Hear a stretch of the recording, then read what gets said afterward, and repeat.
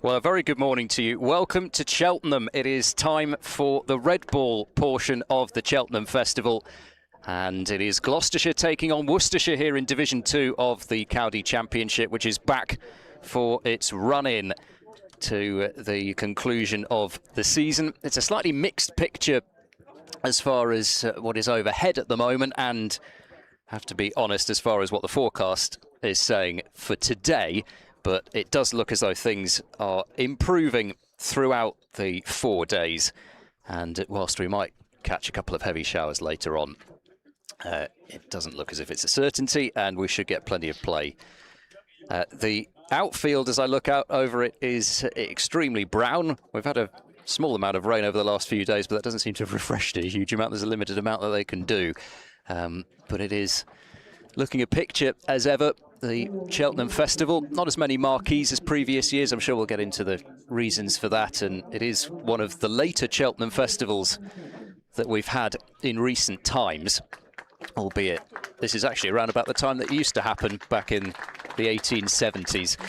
But anyway, the players are making their way out to the middle with umpires Ben Peverell and Alex Wharf leading the way. I can tell you that Gloucestershire have won the toss and have elected to bat first, and Worcestershire making their way out to the middle. My name's Ed Seaborn, live commentary here on the BBC Sport website and app, and also on the Gloucestershire live stream. Delighted to say joining me is Dave Bradley and Frank Watson. Bradders, Worcestershire's outlook? Yes, a very good morning to you. Yes, the applause in the background is for the openers going out for Gloucestershire. I'm with you, Ed. I've been coming to this festival for way too many years, and I've never seen it like this. Never seen it this brown, and there's just a little patch of green in the one corner, isn't it? But yes, and we're all set up. It's still whatever it is, whatever colour the outfield is, whether we haven't got as many marquees as normal, whatever it is, it's still Cheltenham, isn't it? And it's special. And there was some talk a few years ago that it might not carry on, and I was one of those people who thought it would be a great shame if it didn't. But we're here, and we got some cricket, and it looks to me as if Tom Taylor's going to open up. Yeah, for Gloucestershire opening the batting, Cameron Bancroft and Joe Phillips. There's an awful lot of team news and injury news to get through, so I'm not going to attempt to do that before the first ball. But it is Tom Taylor from the Chapel end. There are going to be 3 slips and a leg slip for the first ball of the 4-dayer for 2026 at the Cheltenham Festival. And it's turned down the leg side for 4 runs by Bancroft, but he's got it between that fielder, who must be more of a leg gully. We are square on, so it's not immediately obvious just how fine or square he is. There is a gap there, significant gap there, and the ball has squeezed between the keeper and that leg gully and gone for 4 runs. Well, he's definitely in there for a purpose, isn't he? And Worcestershire seem to think that they maybe found a little chink in the batsman's armour, and they've come up with this plan first thing this morning. It is something that teams, they don't always start with this to Bancroft, but they do like to do this. Taylor into him, and he's beaten as Bancroft, as the ball appeared to skip through just in front of Gareth Roderick. We have had plenty of cricket here already. We had 2 men's 50-over games, 2 women's 50-over games, a Lashings All-Stars game, and one thing that has been quite prominent is the bounce this year. You'd imagine with all the dry weather, the bounce is quite low, so that's going to be an issue as far as deciding where to stand. And the keeper's already taken a step forward there. Bancroft runs this off a thick edge through the gully for 4 more, and the outfield, I mean, we've mentioned the colour of it, but it just doesn't slow down here. Even if it's up the hill, it doesn't matter. Yeah. Well, once it's past the infield, unless you are directly in line with the ball, so if you're fielding on the boundary and you're 3 or 4 metres away, it's going to be a boundary, isn't it? I did see a couple of the Worcestershire lads before the game. I said, who's volunteering to field cover point at the bottom end today? Because you won't have to do much running, you just have to fetch the ball back. So 8 without loss as Taylor is in drags his length back a little bit, and Bancroft stands up tall and defends back to the bowler. So these two in the middle. Ollie Price is down to come in at 3, Miles Hammond at 4, James Bracey at 5, Tommy Borman, who batted at 3 in the reverse fixture, this slightly curious feature where these two teams will play each other twice in a row in the county championship, albeit separated by the best part of 2 months. Yes. So Borman drops down to 6, where he has batted more this season. Ollie Price was injured for that match at New Road. Taylor over the wicket bowls to Bancroft, is looking for a single as he dabs it into the offside, but it's not there. So there is no run. Daz Ahmed keeps his place. Ed Middleton comes into the side from that game at New Road. He's played 2 matches this season. The leg spinning bowling all-rounder. Then 2 debutants today. The overseas are Sai Kishore, the Indian left-arm spinner, who has come over for the final block of matches. As Taylor bowls Bancroft inside edge into pad. The ball dribbles off, just off the cut strip. So the end of the first over that has produced 8 runs. Joe Phillips will face his first ball at the start of the next over. Just to finish the Gloucestershire 11, Aman Rao makes his championship debut. There's always a debut at Cheltenham, so he got his cap, as well as Sai Kishore this morning, and then Will Williams rounds out the 11. Little something that I haven't seen lately on a cricket field is the 12th man bringing sweaters out for a couple of the Worcestershire players this morning. Brett D'Oliveira's put in a sweater on. Great thing about sweaters is that Worcestershire have numbers on the back of their shirts, but not on the back of their sweaters, which can lead to some confusion. Yeah, Worcestershire are welcoming injured back as well today. Adam Hose is back. Dan Latigan is back. They've both been out with relatively long-term injuries, so they're looking at pretty much full strength, I would say, today. Worcestershire, I'm not sure they could have picked a stronger team. Henry Cullen is in for only his 2nd county championship match, as Ben Allison is in and bowls, pushed away on the offside, and there will be no run. Yes, Cullen, who's been in really good form in the 50-over competition, 3 half-centuries on the trot. Not as good a form as Jake Libby, of course, who managed to record 4 centuries on the bounce. And if he had got a 5th one, he would have equalled a world record. I think anywhere in the world, anybody's got more than 5 on the bounce, but he didn't, so there we are.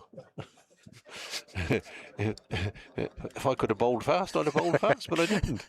Here's Allison in again, and this time just dabbing the ball right down front. In fact, just about on the crease line there from Phillips. Looks down at suspiciously at the ball to see if it was going to roll back towards the stumps, but it didn't. I'm sure Worcestershire supporters will remember Ollie's brother Tom at New Road when he got a century and a hat-trick in the same day. I don't think anybody's ever done that. No, they hadn't. There's been plenty of people who've done it in the same innings or done parts of it over 2 days, but yeah. Allison in again, bowls, and this is a bit short of a length. Goes initially backwards, Price, then comes forward and pushes it out on the offside. Latigan comes in from a backward point position to do the fielding. So the slips for Worcestershire, Hose, Cullen and Libby, while Allison is bowling. But when Ben Allison's not bowling, he's in the slips, because you can't bowl and be in the slips at the same time. And Latigan at just a backward point, extra cover, Swanepoel, D'Oliveira at mid-on, Taylor at mid-off rather, Taylor at mid-on, as this is off an edge and dropped by Libby at 3rd slip. Has to be said, it came to him quickly, but they do in the slips, but that was a real chance. Head height, I thought, certainly one that Jake Libby would expect to catch, and his teammates would as well, so he just kicked the floor in frustration, but should have caught that one out. Yeah, I think it's... I'm not... This isn't an excuse. I think it's what you often see when you're expecting the ball to come quite low and you're standing close, that you then have one that comes up high and quick and it doesn't catch. Allison to Price hits the pad too high as an appeal, but even from our angle, that looked as if it was hit the top of the thigh pad. And umpires are Ben Peveril and Alex Wharf. You can tell one from the other because Alex Wharf is about 2 foot taller. He's about 2 foot taller than most people, I think, Alex Wharf. And he just shook his head. And away we go. Decent crowd building up. A lot of Worcestershire people, of course, make the trip to Cheltenham. Not far, down the M5, as long as there's no accidents. Allison in bowls, and this is straight through to keeper Roderick. Good over from Ben Allison. Goes down as conceding, but sorry, it was Bancroft facing there, wasn't it? Yeah, sorry, my apologies, because they'd run on the drop catch. End of the over, and the total is 5 without loss. It's not exactly how Joe Phillips might have drawn up getting off the mark, but it's one way to do it. Thick edge and put down in the slip cordon. So he'll now face Taylor for the first time. I say Taylor because there are no other Taylors playing, which is a rarity. Which is most unusual. Yeah, both Matt and Jack Taylor injured. Part of a long list of Gloucestershire injuries. Tom Taylor into Phillips, who inside edges. There is no leg gully for him, so he'll get a single for this as Roderick has to chase from the keeping position. So Phillips is on 2. Outside edge, inside edge. But he's still there. That's 10 without loss. Still there, yeah. Phillips, who scored his first class 100 at Cheltenham last year. I say last year with confidence. It feels like about 5 years ago. Because, of course, not only was it last year, it was last year and about a month and a half further back. Bancroft facing up, runs it into the covers, sets off for a single, which is comfortably taken, and moves his score on to 9. So 11 without loss. And, of course, no Ben Charlesworth. He is also injured, as is, I believe, his brother Luke. And Graham Van Buren is out for the rest of the season, having had assessment for a knee issue, which he's having to have surgery on. So is not going to be available, which is a blow, as Phillips plays in defence square on the offside for no run. Would have been another spin option, of course, and whilst the forecast may not be for the unbroken sunshine that we've had for basically 99% of this summer, you'd still expect there to be some turn. And I think, and I probably should have recognised this long before, but 99 things to do other than look at what's actually right in front of me. I think this is a used pitch. Do you reckon? In comes Taylor and Bowles, and this is very full. Phillips gets over the ball, blocks it into the offside for no run. Well, Perhaps they played a one-dayer on it? I think they've played a 50-over match on this, but I could be wrong, because I thought that the green pitch, which is, well, I'm trying to think, if you're watching on the pictures, it'll be to the right. I thought that was the one that was earmarked for the 4-dayer. Taylor bowls, and Phillips is beaten by one that skids on through to Roderick. Not sure if it quite carried. May have just, but Phillips seemingly squared up. Yeah, looking through the binoculars at the pitch, it does look... Yeah, I think you're right. I think this is the pitch that they used for... I think it was the Northamptonshire 50-over game, this one. Because it is...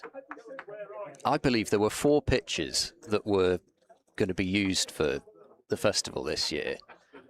I think I can see 2 used ones closest to us in the pavilion as Phillips defends into the covers to complete over number 3, with Gloucestershire at 11 without loss. decided to bat first, which really was their only decision to make, I think, with the lineup that they've got. They have 3 seamers with Williams, Rao, who's on debut, and Ahmed, who has only played a handful of first-class matches as well. And their main weapon figures to be Sai Kishore. And they also have Ed Middleton and Ollie Price as spin options. So it will have to be spin that does it for Gloucestershire. So get runs on the board and bat first. Here's Ben Allison, bowls, and this is gone. Caught behind. A little feathered edge from Bancroft, and the wicketkeeper Roderick throws the ball up in the air, and Ben Allison, having had a drop in the previous over, takes the first wicket of the game. And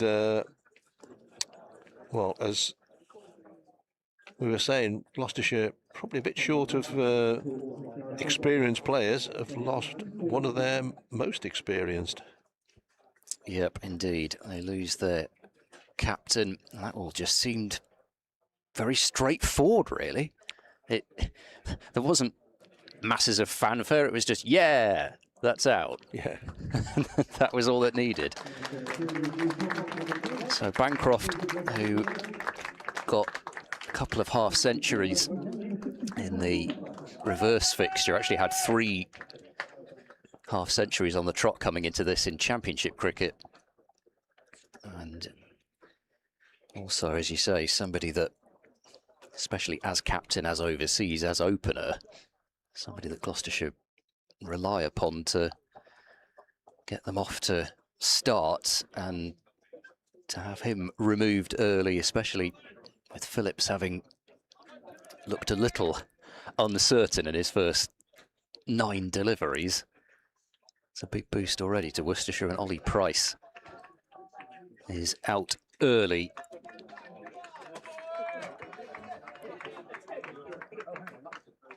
Yeah, as you say, big wicket that. I think Worcestershire will be, well, you're always pleased when you take a wicket, aren't you? But I think they'll be extra chuffed if there is such a thing. Allison in, bowls, and this is wide of the off stump. There's some oohs and ahs, but certainly from our angle, it looked like a good leave.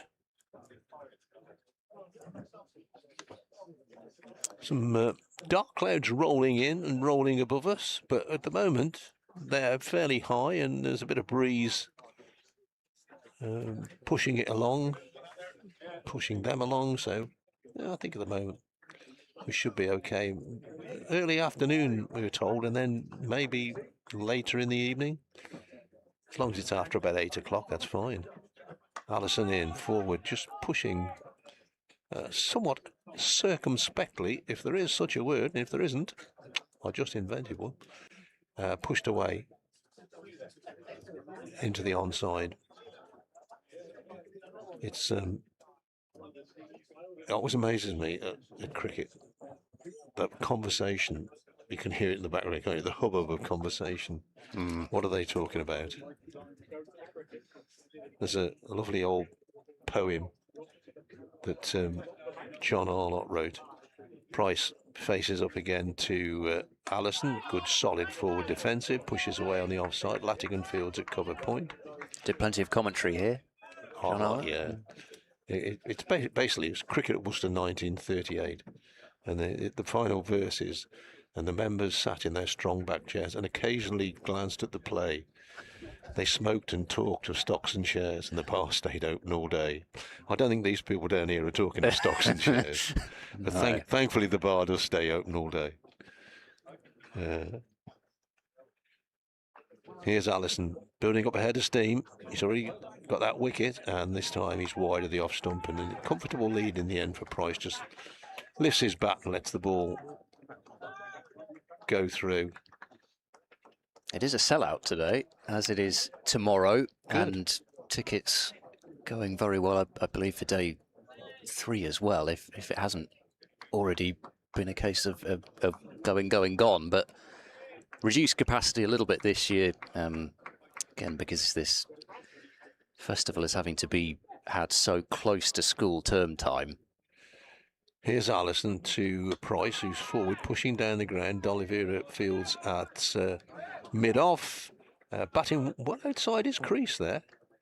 And a wicket maiden for Ben Allison, so a good start for him. Gloucestershire 11 for 1. And we've had 4 overs of the game so far. Yeah, the only run he's conceded was off the dropped catch. It was. So quite a start for Allison, who has bowled here before. He bowled here for Gloucestershire on loan in the 2019 festival. I'd have to look it up. I don't think it was against Worcestershire. I think it was the Leicestershire game that he played that year. They had Ben Allison and Ethan Bamber as loanees in that promotion year. Taylor pushes away from the chapel end, bowling now full and straight, and Phillips covers up in defence for no run. So as we look out from our position in the pavilion, which is at deep mid-wicket for Joe Phillips, the marquees are pushed towards the chapel end this year. The main hospitality marquee at that end switched from the usual. Then the, I suppose, regulars are in over on the far side in their usual spot towards the Sanford Road. Phillips wants a single here, and he could be run out as the throw comes into the non-strikers end. Phillips goes, well, I was going to say something which I can't say. I'll just go for head over heels. You know what I was... We all know what you meant. I was going to say. But anyway, he's in safely somehow. He played that straight to mid-wicket and set off. Halfway down, I think, thought, eek, have I just barbecued Ollie Price? Then the throw came into his end. I think actually he might have just got there, but I'm not sure the fielder was quite expecting them to take off there either. Swanepoel with the throw. We've got a good angle. That would have been a difficult decision for the umpire, I think, if he'd have hit the stumps.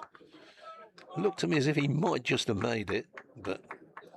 Certainly not by much, yeah. Not sure if you're 11 for 1 on the first day, you need to be taking those singles. So Price to face Taylor, and this is a straight, firm push back to the bowler, who gets down from his not inconsiderable height and stops the ball in his follow-through for no run. So again, continuing the look round the ground, it's all particularly different at the College Lawn end, where there are no marquees this year, but there are spectators who've, in many cases, brought their own chairs. There are chairs put out for them to sit in as well. And actually, initially, I think it was that end was to be kept completely bare. In Taylor, bowls, Price lets it go wide of the off stump.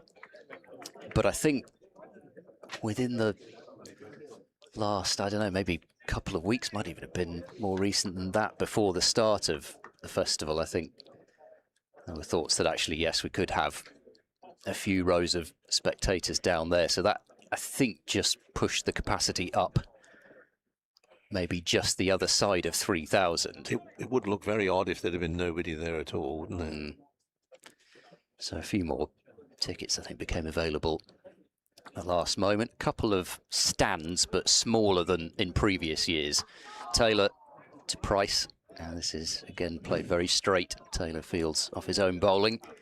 The grandstand at the far side is, well, it doesn't have the same delusions of grandeur this year. It's not as grand. Yeah, but it's just a stand now. The members stand down below us, I think, is probably the same size as usual, but that's where a lot of the capacity isn't there this year. But anyway, we shouldn't focus on what isn't here and what is here, because absolutely we do have a 4-day match, just the one, as Taylor is in now, and Price will leave that alone to complete another very solid over. Just the one run coming from it, and that was well, quite literally a tight run thing, as Gloucestershire are 12 for 1 after 5 overs.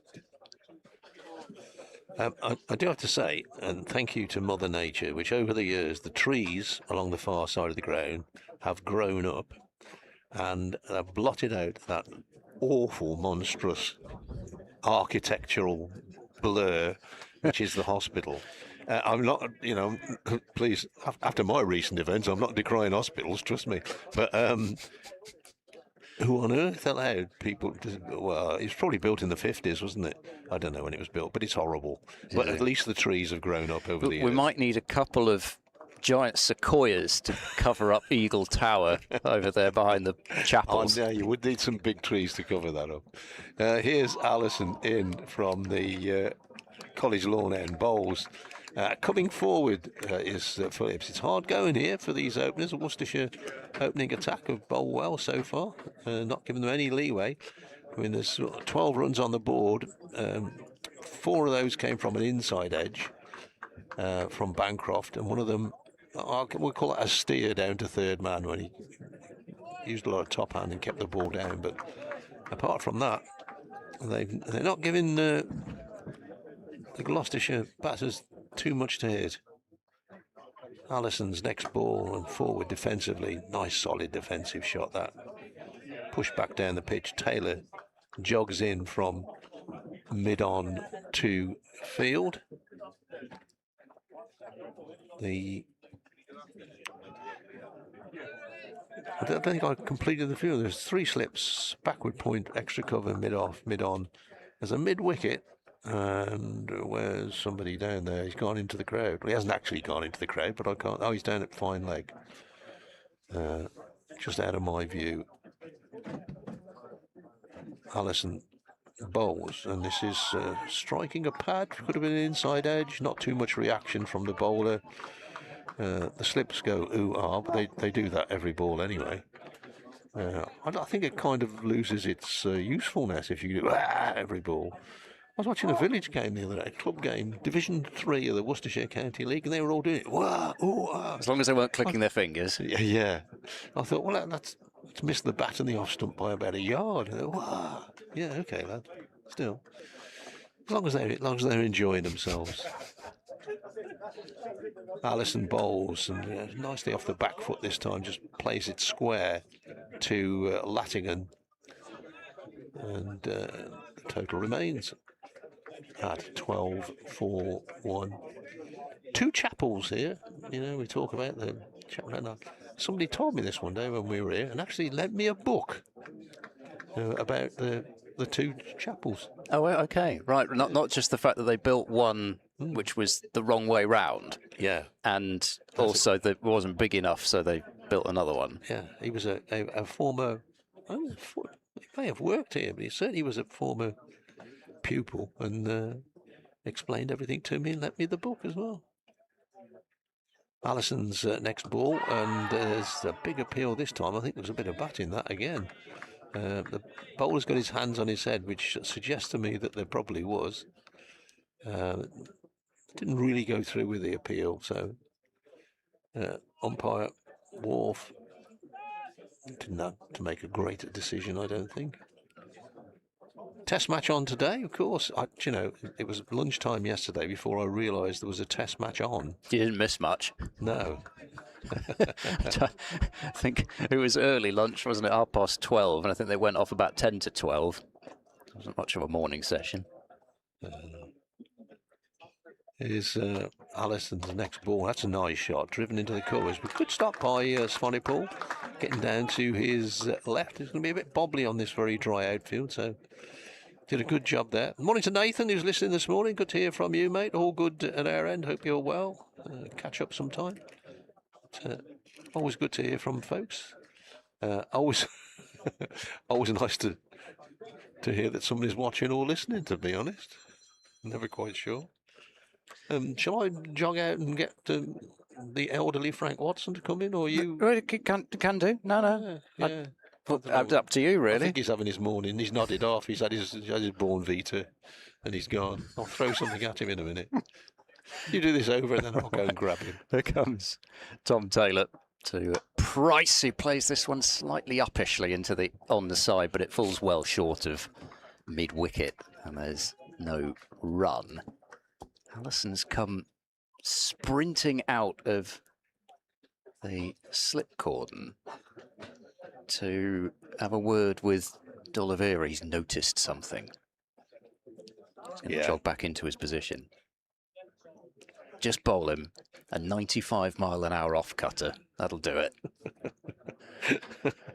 We can all bowl overs, can't we? Oh, yeah. Taylor, apologies, in and bowling, and this will be 4 runs for Ollie Price, and he'll be off the mark to his 11th delivery with a boundary. Just again, a push at it, and it runs off a thick outside edge down for 4 runs through the gully. So Gloucestershire move on to 16 for 1. Price underway. Nothing too much wrong with that, whilst it won't please the bowler. The sort of runs that you've got to score when you're getting absolutely nothing from the bowlers. We haven't seen a single shot off the back foot yet. We're in the 7th over of the morning. Oh, that's a point. Yes. In comes Tom Taylor. Price waiting bat raise, comes forward and is beaten by that one through to Roderick. And again, giving Gloucestershire plenty to think about. As I say, they had no choice with the composition of their side but to win the toss and elect to bat. But you know it's never going to be easy first morning. You've got a couple of excellent new ball operators here, and you're going to have to work extremely hard for your runs, and you sort of know there may be a bit of collateral damage. Taylor runs in and bowls, and Price shoulders arms and lets this one go through to the wicketkeeper once again. The first meeting between Gloucestershire and Worcestershire on this ground was back in 1903.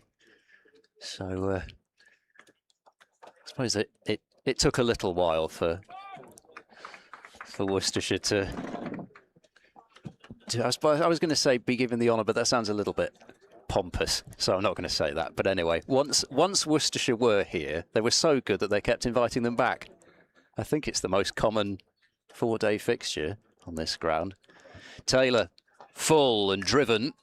One of the first shots of real authority this morning from Price, but he's driven it straight to D'Oliveira at mid-off, so it doesn't get a run. And we've had our first commentary changes. Dave Bradley steps aside and Frank Watson is alongside me as the sun returns to Cheltenham. Morning, Ed. Morning, everybody. Afternoon now, isn't it? No, not quite. Yeah, I've been looking at the forecast, actually. Wherever you look, the forecast says that we are going to get rain early afternoon, I think. Looks fine at the moment. Taylor to complete his 4th over, and Price acting as if that one stayed down a bit. He's a tall man anyway, well outside his crease. Does get down and digs it out in defence. So 7 overs gone. Gloucestershire 16 for 1, 3 to Phillips and 4 to Price. But the 3 to Phillips, edge dropped at slip, inside edge for a single, and then a run-out opportunity for his 3rd run. It's been an eventful innings for 3 off 17. Has. Yeah, it certainly has. I've been banging on all season about how many runs Worcestershire concede through 3rd man. 12 I make it so far today of the 16 that are on the board, and yet only 1 ball has gone to fine leg, and that is where they've got the further. I maintain if you move the fine leg to 3rd man, you probably save quite a few runs. You're aiming for the top of off, as Allison is in now and does exactly that. And pushed out square on the offside by Phillips, and he wants a run again, but Price sends him back. You're aiming for the top of off, my argument is. You've probably heard me say it before, Ed. And you're often going to find the edge, and if it doesn't go to the slips, 3rd man is much more likely to be in use than a long leg or a fine leg who is there for a ball that is probably ill-directed. And there haven't been many ill-directed balls today, particularly from this man, Ben Allison. He's only conceded 1 run now in 3.2 overs, as that one's pushed out on the offside. And it's a good start by Worcestershire. They haven't allowed the drop catch to bother them. Picked up the wicket of Bancroft, did Allison, in his 2nd over. Do you think Bancroft be a bit disappointed that he played at that? It was just a little, he could have left it. Yeah, I think he could have done. It's always tricky because he does does create scoring opportunities others don't by walking around in his crease, but I guess that will happen if you do that. Allison in again bowls, and Phillips is turning this one to mid-wicket.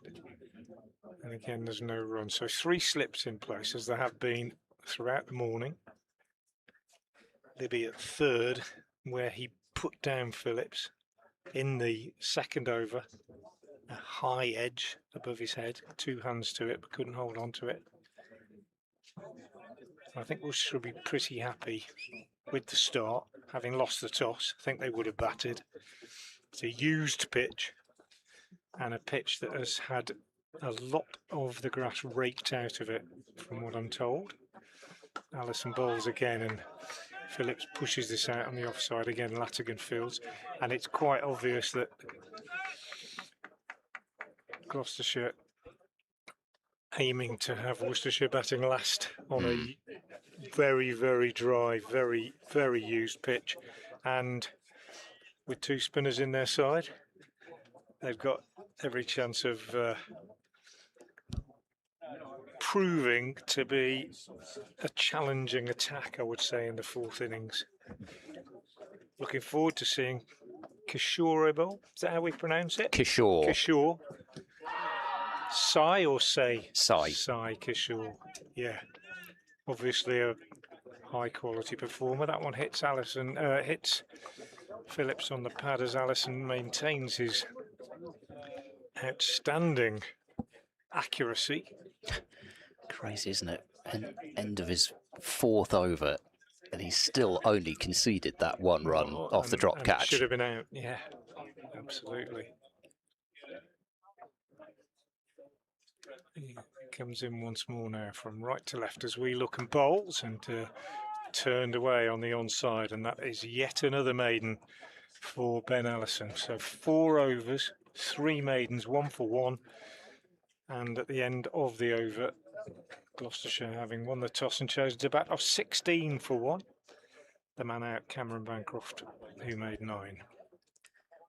As I mentioned, the first Gloucestershire-Worcestershire meeting here in 1903, but it was almost an annual occurrence at times through the festival's history. And I was reading, I'm sure at some point in the past, I'd read that there were thoughts that the members were getting slightly bored, actually, of seeing Worcestershire every year, but I'm sure that won't be the case these days.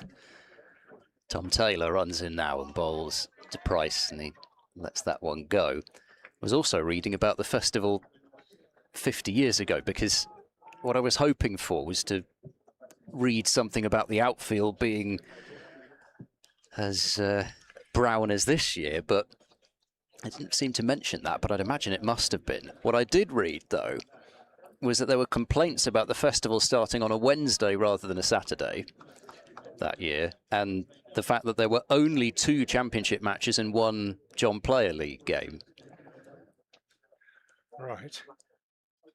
Taylor bowls, and Price carefully defends up towards mid-off. So I can't imagine what those spectators would have said these days, No. but I think when it's put in these terms, it's either this festival or it's no festival, then it's sort of hard to argue with that. And it has been a fantastic atmosphere over the one-day portion of the festival. Of course, 2 exciting last over finishes for the men, which they both managed to come out on the right side of, as Taylor bowls now, and there's some histrionics from behind the stumps to suggest that was quite close to off stump. It probably was, given that Roderick appears to have gone away to his left to take it, and Price did a sort of casual wander around his crease in the manner of somebody who just thought. That actually was quite close. I'll get a look at a replay now. Yeah, certainly did come back, probably bowled from wide of the crease and angled in towards Price's off stump. As somebody who's old enough to remember the old Sunday League, I can imagine that they were great days here. Really must have been good. Taylor in, and a huge booming drive from Price, and that misses it. And probably from a Gloucestershire point of view, whilst I suppose he could have middled it for 4, he equally could well have brought the slip and or the 3 slips and the keeper into play, so nothing doing. Taylor, who has bowled well but hasn't actually bowled a maiden, but all the runs that have been scored off him pretty much have been off the edge. The edge, yeah. So he's not really bowled any worse than Allison. They are building pressure, aren't they? Very much so. Taylor bowls now, and there's a tidy, organised defensive shot from Price as the ball ends up in the hands of D'Oliveira at mid-off. There's no run.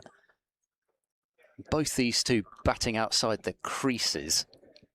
Pretty sure at New Road, eventually we saw Roderick stand up, and presumably once the early movement goes, it may well be that they think try and trap a bit more these carry two in this pitch, I think, than that one. This morning, anyway, while the ball's hard. Taylor into Price, who again is just playing defensively, and that is Tom Taylor's first maiden over. 5 overs, 1 maiden, none for 15. There's a delayed start actually in 2 of the other Division 2 matches, with the County Championship back underway this round with everybody in action, but Derbyshire and Durham and Lancashire and Northamptonshire haven't started. Slightly unusual thing to look down the list of scores and see start delayed anywhere, given the summer that we've had. Kent 25 for 1 against Middlesex, and there's been some pretty catastrophic starts in the First Division. Nottinghamshire are 14 for 3 against Surrey, and Yorkshire are 9 for 3 against Hampshire. Ben Allison in to start a new over, and this one steered off the edge down through the gully, diving stop by Latigan. The Mickey Arthur theory is going to be tested here. I think he says that if you bowl 3 maidens, you've got 3 consecutive maidens, you've got a very good chance of getting a wicket in the next over. So we're into the 4th over since a run was scored. Nearly one there, but a good stop by Latigan. The outfield is parched. We're looking at a brown outfield here. The only green is a little bit away to our right at one end of the ground, and a little bit either side of the strip that's being used. Allison bowls again, left alone by Phillips and taken by Roderick. And then the strip itself is straw coloured, as I say, very little grass on it. It's been used before, and it will be very dry. Might get a bit of moisture on it today, we assume, although at the moment the weather forecast looks as though it's wrong.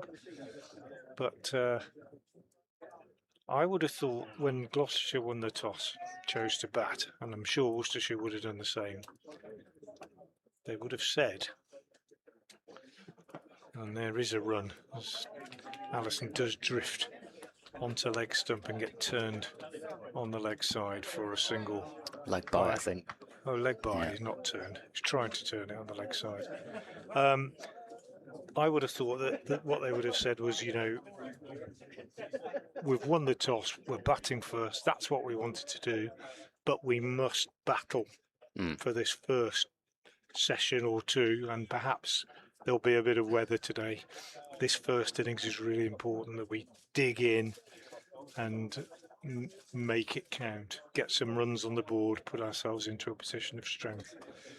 Equally, Worcestershire will think if they can pick up 3 or 4 in this session,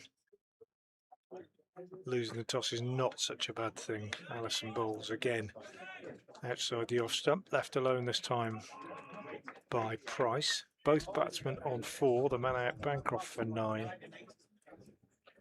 And as I say, the weather forecasters are getting it wrong. It gets a bit duller, but there's plenty of blue sky away to our left over the top of the college buildings. But also quite a bit of dark cloud around. Price leaning on the front foot, waits as Allison is in and bowls to him, and he's edged this, but it's gone to third man for 4. So that's 16 of the 21 runs on the board could have been edged through third man. And I maintain it is an area that many teams, not just Worcestershire, leak runs unnecessarily. And I know if you have a third man, you've got to take a fielder from somewhere else. But how many times has long leg been called into action? I promise I won't mention it again. Mid-wicket has touched the ball twice, I think. 21 for 1. First boundary off Allison. He's in again. Bowles and Price's forward nicely, pushing up to D'Oliveira at mid-off. It's the end of the over. So Allison's figures have been absolutely ruined in that over. He's 1 for 5 now from 5 overs. And after 10 overs, Gloucestershire are 21 for 1. Just to continue the roundup of what is roundup of what's going on in the other games. Leicestershire are 23 without loss against Glamorgan. Somerset 47 for 1 at home against Essex. And Warwickshire and Sussex slightly delayed start at Edgbaston, but they are underway with Sussex batting and 10 without loss. Tom Taylor in, and that's edged and short of first slip. Just bounced in front of Adam Hose, and Phillips, who has lived somewhat of a charmed life in this first 45 minutes. It's another potential bit of fortune. I'd have to look at a replay to see exactly how softly he played it. Just short. Short. He didn't go at it too hard, so I suppose just about given the benefit of the doubt, but I guess relying on the fact that there isn't going to be express pace and carry.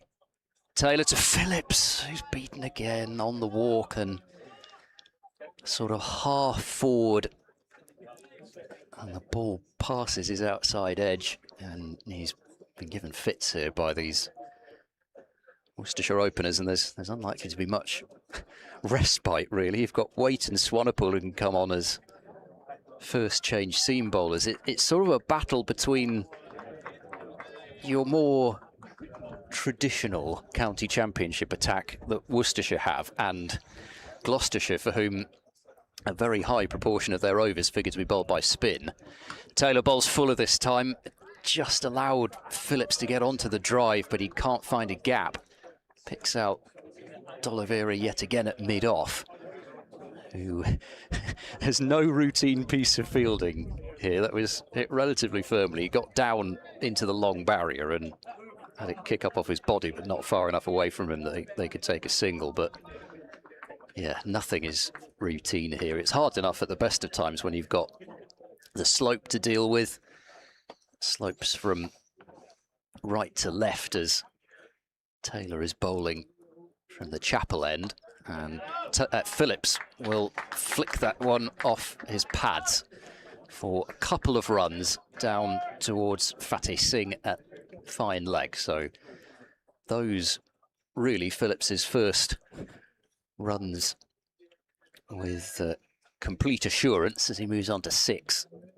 Gloucestershire to 23 for 1, but also, in case you're needing a refresher or unfamiliar with the college ground, we have the 2 squares here. The college square that Tom Taylor starts his run-up on about the middle of, which is used by the school, and then the festival square, which we're playing on. And Phillips push drives this one, again well down the pitch, and it's stopped by D'Oliveira getting down low to his right-hand side at mid-off.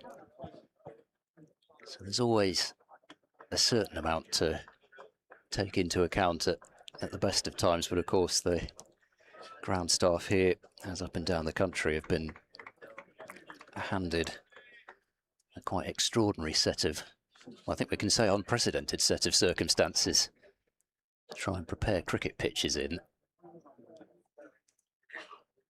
Taylor to complete his 6th over. Runs in now to Phillips, who drives in the air, but it's just wide of cover. He'll get 4 runs for this down the hill. Wasn't out of the meat of the bat, and it did just keep Latigan. Is that at cover interested? Just away from him. And a boundary to complete the over. So Phillips on to 10. Price has 8. Gloucestershire 27 for 1. Yeah, 27 for 1 doesn't tell the full story, does it really? I think, in fairness to Worcestershire, they could easily have picked up 2 or 3 this morning. And Phillips in particular has lived very dangerously. Price has been a bit more secure. But as I said a few minutes ago, it's all about battling through these early overs, I think, from a Gloucestershire point of view, after winning that toss. And these 2 young batters, still relatively inexperienced to be fair, are applying themselves pretty well, I think. They're not doing anything silly. Phillips has struggled a little bit, but he's not been taking it on. He's been trying to get stuck in. Price waits now in that wide-footed stance of his for Allison, and he's immaculately forward and plays it back to the bowler. Ben Allison has hardly bowled a ball off line. He has been spot on today. 5.1 overs, 1 for 5 with 3 maidens. There's barely been a ball hit off the middle against him. That's right. Joe Phillips is doing that thing again, the non-striker's end, where he's got his gloves off in his right hand. Yeah. A coach killer in some circles. Allison again bowls, and Price is pushing this out on the offside. Yeah, do you want to explain why? Well, I know what you mean. I know why, but yeah. Well, Phillips is very particular about having his hands dry when he's batting. I think he's constantly taking his gloves off between deliveries, even wiping them on his trousers. He's taken them off there now, and he's always seemingly been very, very particular about that. So he's got both gloves in his right hand and his bat with his bare hand in his left.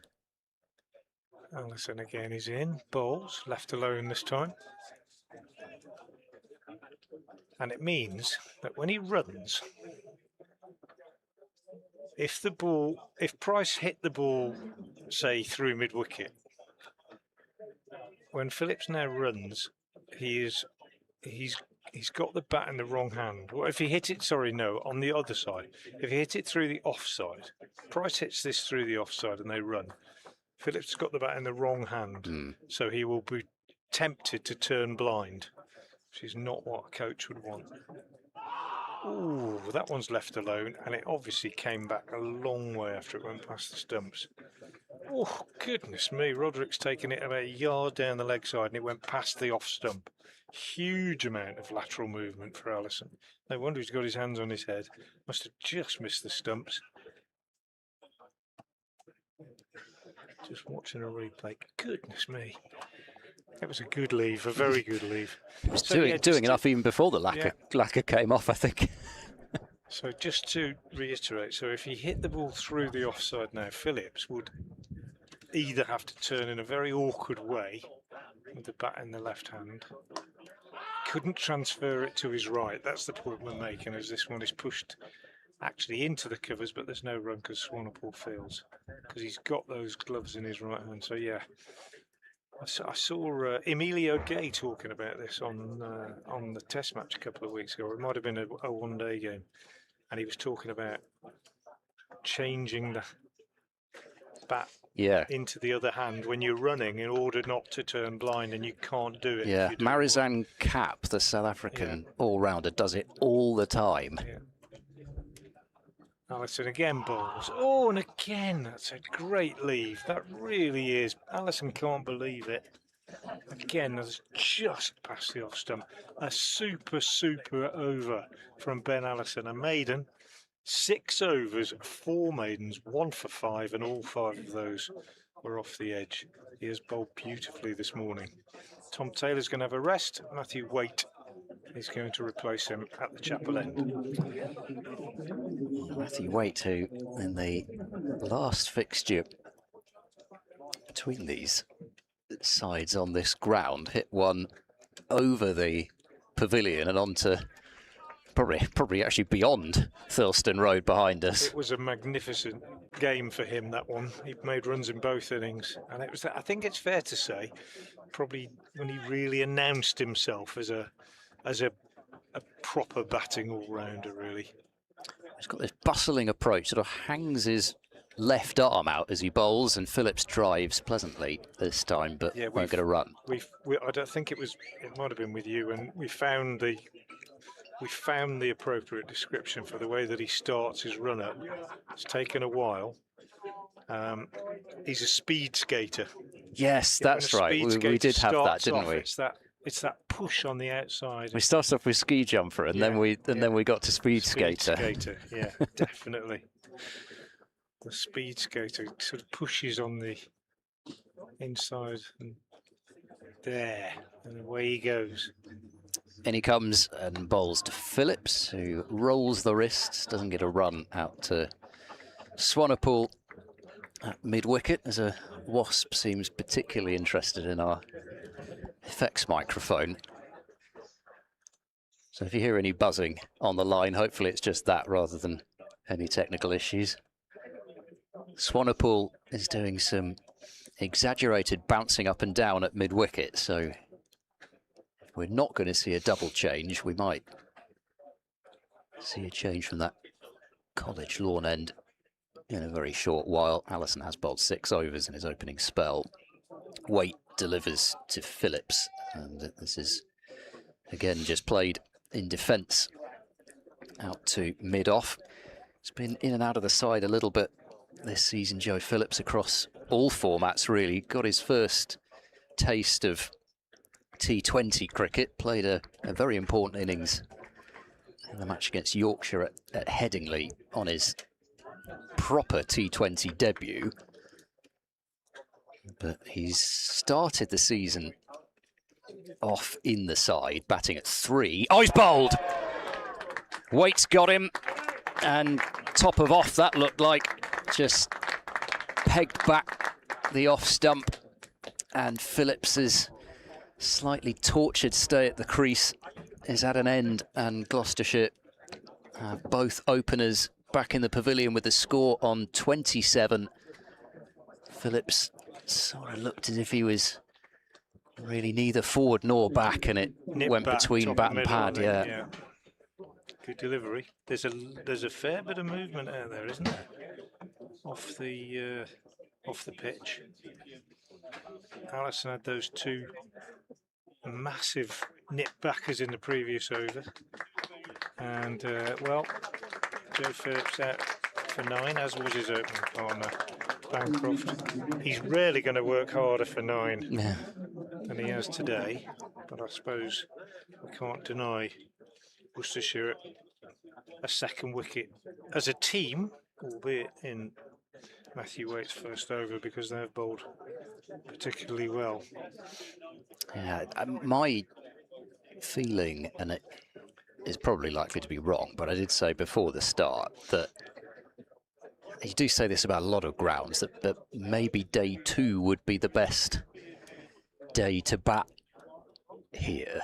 Sort of feel it's always bound to do a little bit up front. Surfaces through the, I suppose, one-day cut part of this, I sort of felt as if up front first thing, it was noticeably slightly tougher in terms of how the ball was coming on compared to how it then ended up later on in the day. So maybe towards the end of today and into tomorrow, and then being the used pitch, Gloucestershire will hope it turns and becomes trickier in that respect in terms of day 3 and 4. But it is always impossible to tell exactly how things will turn out. I mean, you look back 2 years to that record-breaking tie that Gloucestershire had against Glamorgan. Come back to that because Hammond's ready to face his first ball, which is down the leg side from Matthew Waite, and Roderick will tidy that one up. But Gloucestershire were 88 for 8 at lunch on the first day there. 2 very low scores in the first innings, which was the only reason we could then have what we had, with Glamorgan set that score of 592 to win and ending up scores level. Amazing game. Absolutely amazing. Matthew Waite in over the wicket, and Hammond squeezes this one off a thick inside edge down to deep backward square. So we'll get off the mark with a single. And Gloucestershire 28 for 2. That single spoiling a wicket maiden to start from Matthew Waite. Hammond, who had an unbeaten 139 not out in the game at New Road, and then was out without scoring in the second innings to a moment of slight controversy, but Mark Lane, in his interview afterwards, suggested that he felt that it was a caught and bowled off Fatty Singh. He suggested he felt that it didn't bounce. Quite a few others thought that it did bounce, but anyway, it was a bizarre game for Hammond there. 139 and 0 not out. I'm going to make way, and Dave Bradley will join Frank Watson. And we've got a substitute wicket keeper out there. Henry Cullen's gone out to keep wicket, and it would appear that Gareth Roderick has left the field. He had his fingers taped up this morning. Maybe he's taken a ball and it was uncomfortable, but he's just come off. Got a sub out on there now, as Allison comes in round the wicket to Hammond and bowls outside the off stump, and Cullen, the deputy keeper, who is a keeper, takes his first ball of the morning. So I don't know what's wrong with Roderick. I don't think it's too serious. He looked fairly comfortable as he was jogging off, but it might well be a finger injury, in which case he will be playing purely as a batter for the rest of the game, one imagines.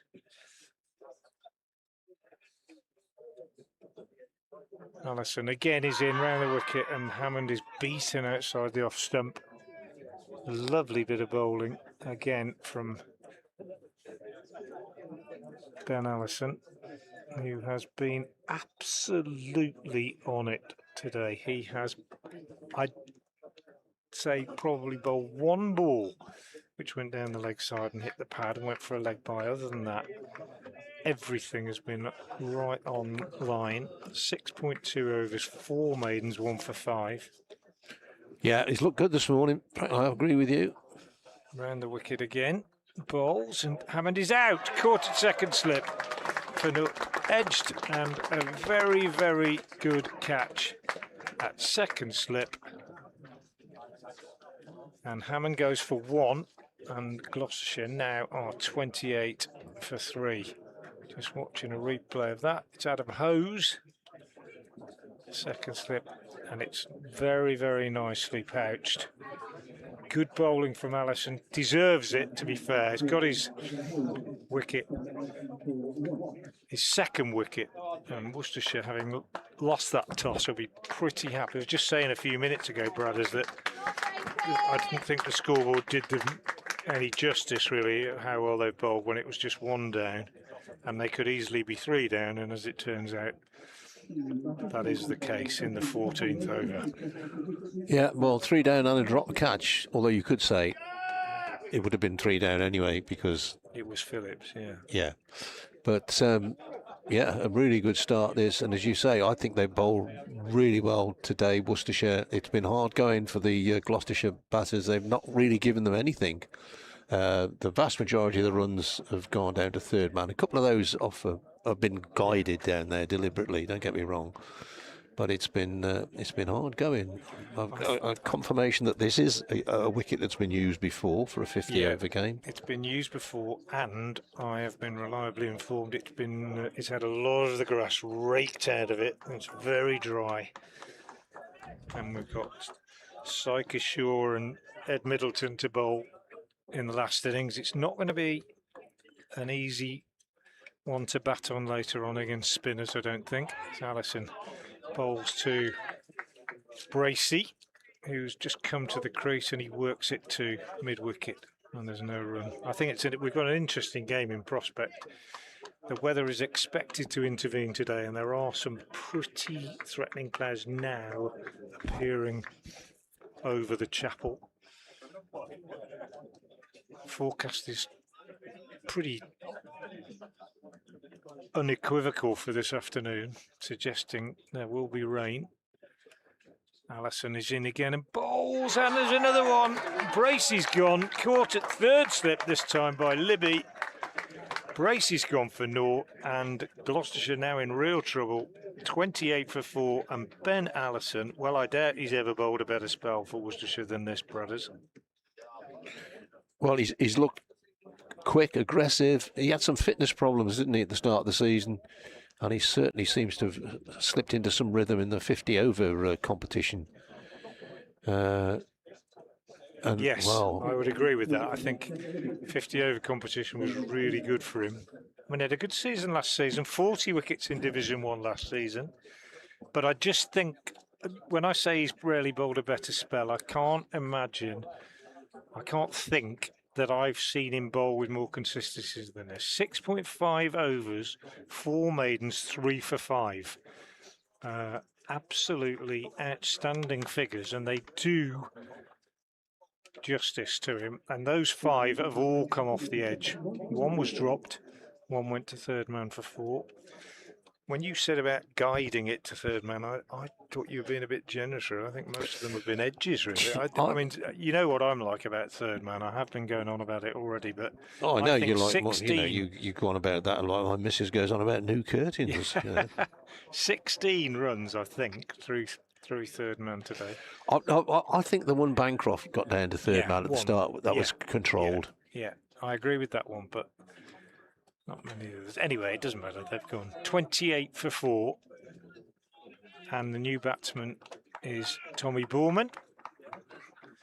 I was having a walk around his home club cricket ground just the other day. Where's that then? I went out for a walk in the Cotswolds, went to Dumbleton. Oh, yes. And had a walk round. Yes. Came down off the hill and walked around the cricket ground. He was something of a child prodigy at Dumbledon. He scored a century when he was 12 for the third team or something like that.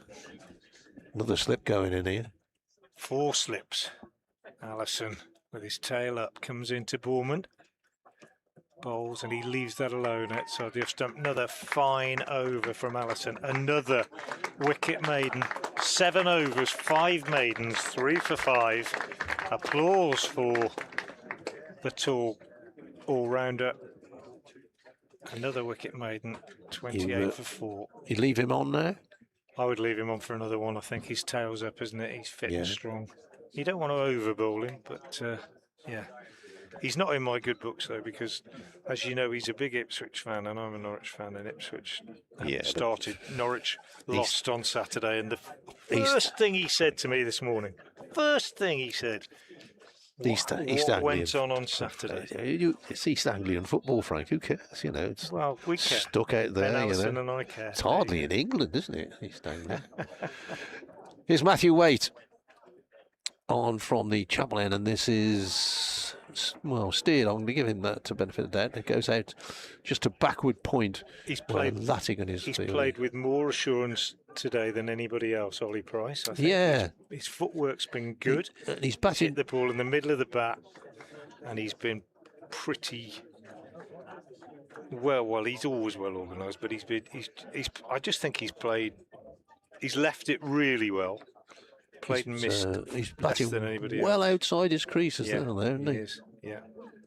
So here's Waite down the slight slope in bowls forward. Very solid there. Price pushes the ball out. Taylor at mid-on jogs across to do the fielding. The scoreboard on the far side has got the sun shining on it, but it probably says 28 for 4. It does. And if you have just joined us, Bancroft caught Roddick, bowled Allison for 9. Phillips bowled by Waite for 9. Hammond caught Hose Allison for 1. And then Bracey caught Libby, bowled Allison without scoring. Price Waite's bat held high. Waite bowls once again. Got good stride in there. This time it's D'Oliveira at mid-off who comes across to field. Brett D'Oliveira has had a bit of a break from captaining Worcestershire in recent weeks. Yeah, he's forgotten what it's like, I bet. Yeah. Brett, you've got to go and toss, have I? Yeah. What do I call? Whatever he called it was wrong, wasn't it? Interesting to see if, like, one assumes if he'd have won it, that Worcestershire would have batted, but Waite in again. Price this time pushes away into the offside, but for a split second thought about a single, but Libby is in quickly at extra cover. When we say how well he's batted, Price, I think the fact that he's got 8 off 34 balls also tells you there, by definition, how well Worcestershire have bowled as well, doesn't it? Because he's played well, but he's just not been able to find the gaps at all. They've not given him anything to hit, really. Waite, short strides to start with and opens up, and that's off an edge down to third man, and that'll be 4. But don't say anything, don't say anything. A splendid bit of fielding down there. I think I think that's the Worcestershire S&C. George Denman racing. Oh, good. Is that Richo down there? Leg field of the ball once. Okay, all right. Major point. Okay. Not enough. Can't believe He it. wrote into his MP about it too. Unbelievable. The roar of a plane above. Waite in, bowls wide of the off stump. And allowed to go through to the wicketkeeper. That is the end of the over. At the end of it, Gloucestershire 32 for 4. You're listening to live cricket from the college ground in Cheltenham. And always a delight to come here. And Ed Seabrook will be back on a bit later. Frank Watson, I think we'll change his name to Frank Third Man Watson. It is annoying though, isn't it? I cannot get my head around it at all. If the ball was going to long leg regularly, I could understand it. But you're aiming at the top of off. That's where you're aiming, and we've already agreed that they're all bowling well in terms of their line. Don't get it. Here's Allison. He is carrying on, and he's in, and he bowls, and Bournemouth is, dare I say it, a little bit uncertainly forward, pushing that one back up the pitch. Outstanding from Allison, clouding it over quite significantly to the left as we look, and the forecast is, as I say, quite confident, whichever one you look at, and I've looked at 2 or 3, that we're going to get some rain within the next couple of hours, I would say, as Allison comes in again over the wicket to the right-handed Bournemouth, who's back this time, playing that nicely up to D'Oliveira. Well, big decision this morning. Shorts or trousers? And I think I got it wrong. It's a tad chilly. I actually think I forgot where we were today. Brothers went shorts, I went trousers. Yeah. When you say you forgot where we were, you mean we're in an elevated and fairly I think I've position. I've also forgotten where my trousers are so long since I put them on. Allison again is in, bowls, and it's a good lead by Bournemouth. Good carry this time through to Henry Cullen, who is deputising behind the stumps for Roderick, who hasn't reappeared yet. So we've got Gibbon, who is the 12th man, has gone straight into first slip. Hose at second, Libby at third, Latigan at fourth. It's still quite an experimental cordon, isn't it? Worcestershire haven't established their slip cordon really in the last year or two. As Allison bowls again, and this is defended up to mid-on. Ethan Brooks is pretty good in there. Hose is generally in there. It's caught a few, dropped a few. There's Allison again, bowls, and Bournemouth is pushing this one again back up the pitch or up to mid-off. I'm slightly puzzled. You're a much-travelled person, Frank Watson, but over the far side, bearing in mind the sun's not shining, it's not raining, somebody's got an umbrella up. Okay, whereabouts? I'm just trying to see it now. Just to the right of the scoreboard. Yes, indeed. Well, Perhaps it it's takes all sorts. Yes, I think probably the president of the Cheltenham Pessimist Society. There's Allison again.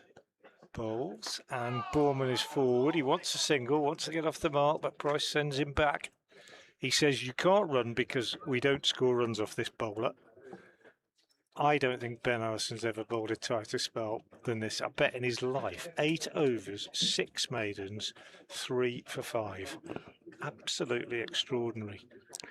We've got another change here. Brett D'Oliveira's going off, so we've got a 13th man on. Rian Hidavalath is on. So, haven't got a bug in the camp, have they, or something like that? Haven't had to go off for toiletry problems. Matthew Waite, he's definitely still on. He's in at bowls, and this is just turned away. They're going for a quick single here. Hidavalath will field at mid-wicket, and a terrible throw, which nearly hit a duck in the park over the road, and in the end, a comfortable single. Total goes to 30, I can't read, 35 for 4. 33. 33, yeah. The sun's shining on the sun is scoreboard. shining straight on it, yeah, you're right. I am also amused that we've got red and yellow buses going up the road on the far side. Don't know what they signify. Well, they signify that they're different colours. Waite is in and bowls, and this time pushed rather than driven by Borman to mid-off, where Taylor is the fielder. Still got 3 slips, a gully, extra cover mid-off, mid-on, mid-wicket, and a squarish fine leg, I would say. Almost a backward square leg. Weight off about, what, 15 paces. Bowls, and Borman is forward. Misses, taken low down this time by Colin. What's the backward square leg there for? Well, one would imagine if you drift into the pads and bowl a half volley on the leg stump. Unless you're going to bowl one short for a mistimed hook. But I'm not quite sure. Nobody's bowled one short at all, have they? No. Nobody's bowled a bumper at all. No. Here's Wade. Will he bowl one? Let's see. No, he doesn't. That's away. Oh, I'm not going to... Folks, it's 4 runs, but I dare not tell you where it's gone. For my sanity, I cannot tell you where it has gone. Let's say it went between the 3rd slip and the gully to the boundary. That's as far as you need to know. A controlled edge, I would say. And 4 more to the Gloucestershire total. Welcome runs for them. It's been a tough first session for the Gloucestershire batters. Now Jake Libby's taken over. We've got a 3rd man. Okay. But we've still got a long leg. We've still got a long leg we don't need. You're all right. You happy now? No, I'm not, because 24 runs have gone through there. Okay. It's not rocket science, is it? No. Oh dear, oh dear. Matthew Waite is the bowler. Tommy Borman is the batter, and he plays and misses at that one, just looking for the drive, and skips through into the gloves of Colin. Umpire at square leg, who is Alex Wharf, is just indicated to Ben Pepperell how far Borman is batting outside his crease. Pretty hot on it these days, the umpires, because if the batters are too far out the crease, they are, of course, getting onto the part of the pitch where they should not be. So if the bowlers are told to keep off it, the batters should as well. Waite in again. Borman struck on the pads, missing leg stump, half an appeal. Ball rolls out on the onside, and D'Oliveira is back on for Worcestershire. So Hidavalath goes off, but no sign of Gareth Roderick. No, somebody else coming off now. Fateh Singh's coming off now. He's exhausted from all that fielding at long leg. Yeah, fine. No, he went down to 3rd man, didn't he? No, he shattered. He didn't. The extra cover went to 3rd man. Ah. He stayed down there because he was enjoying himself. Drinks coming on as well. I did chuckle the game at New Road the other week against Durham, 50 over game. Brett D'Oliveira was out 2nd ball, and somebody came on with drinks for the Durham fielders. 2 balls they bowl. Careful with drinks. So it's almost that's my thing now. I think Yeah. it's like your third man thing. Yeah. Too many drinks. Well, your breaks. third man used to be your thing as well, but It did, I it's know. become I got- so annoying. He's bowling another one, Allison. It's his 9th over, and forward comes Price. He's found it really tough this morning, Ollie Price. 13 off 38 deliveries now. Ben Allison, absolutely a model of accuracy this morning. Taylor 6 overs, no wicket for 21. Allison in his 9th, 3 for 5. Waite 3 overs, 1 for 10. Very gloomy now as Allison is in and bowls, and Price gets an inside edge. Goes to mid-wicket where substitute Adavalath does the fielding. It's a bit of a two-edged sword, isn't it? The rain, if it comes, you know, most people in the country will say, "Way, this is great! You know, got some rain coming. You know, thank goodness for that." But if you're at the cricket, you're thinking, "Can you not wait till about 8 o'clock tonight?" Yeah, be a shame, especially when it's so well contested as it has been this morning. It's been fascinating. Tough if you're a Gloucestershire supporter. Allison bowls again, left alone outside the off stump by Price. But tough is what it's all about, really. Yeah. When in this table, Gloucestershire are bottom, they want to get away from there in the remaining 6 games, and they have strengthened by bringing in Sai Kishore, their left arm spinner, who is going to be a tough customer for Worcestershire to handle on this pitch. And when you were saying about the batters going down the pitch and the umpires being hot on it, Allison again is in. Price defends out on the offside. They're going to be even more keen to keep a lid on it than usual, Brothers, on this pitch, because it's very much in Gloucestershire's interest to have this pitch deteriorating in the, particularly in the second innings. I think it'll turn all the way. It'll turn from today, I think. Even if you put Fateh Singh on now, it would turn, I think. Price with that very familiar wide-footed stance, leaning onto his front foot, plays this one back up the pitch. Extraordinary number of dots that Ben Allison has bowled today. 8.5 overs. There have been 2 scoring shots off him. So One of those was a drop catch. If this is a dot, that'll be 54 deliveries and 52 of them will have been dots.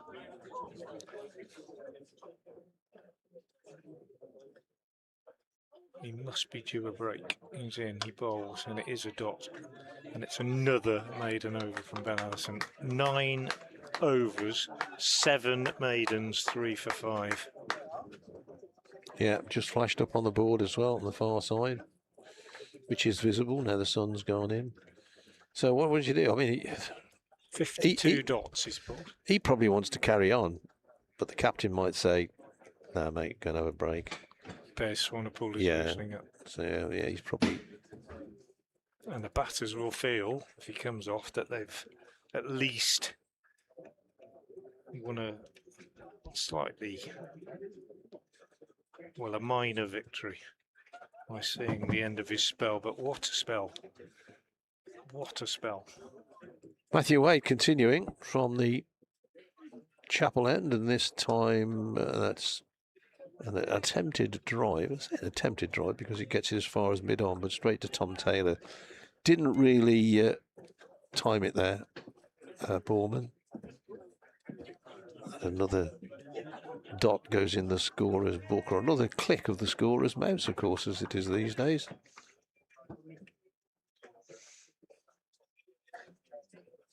"37 for 4. Weight in, bowls. Back goes Borman. Plays the ball solidly back down the pitch. Test match, which is going on at Headingley, where England bowled out Pakistan fairly cheaply yesterday. The score's moved on to, I'll tell you when I get to it, 112 for 2, England. Delayed. They got some more rain, apparently, up at Headingley. Weight in, bowls, allowed to go through to the wicketkeeper.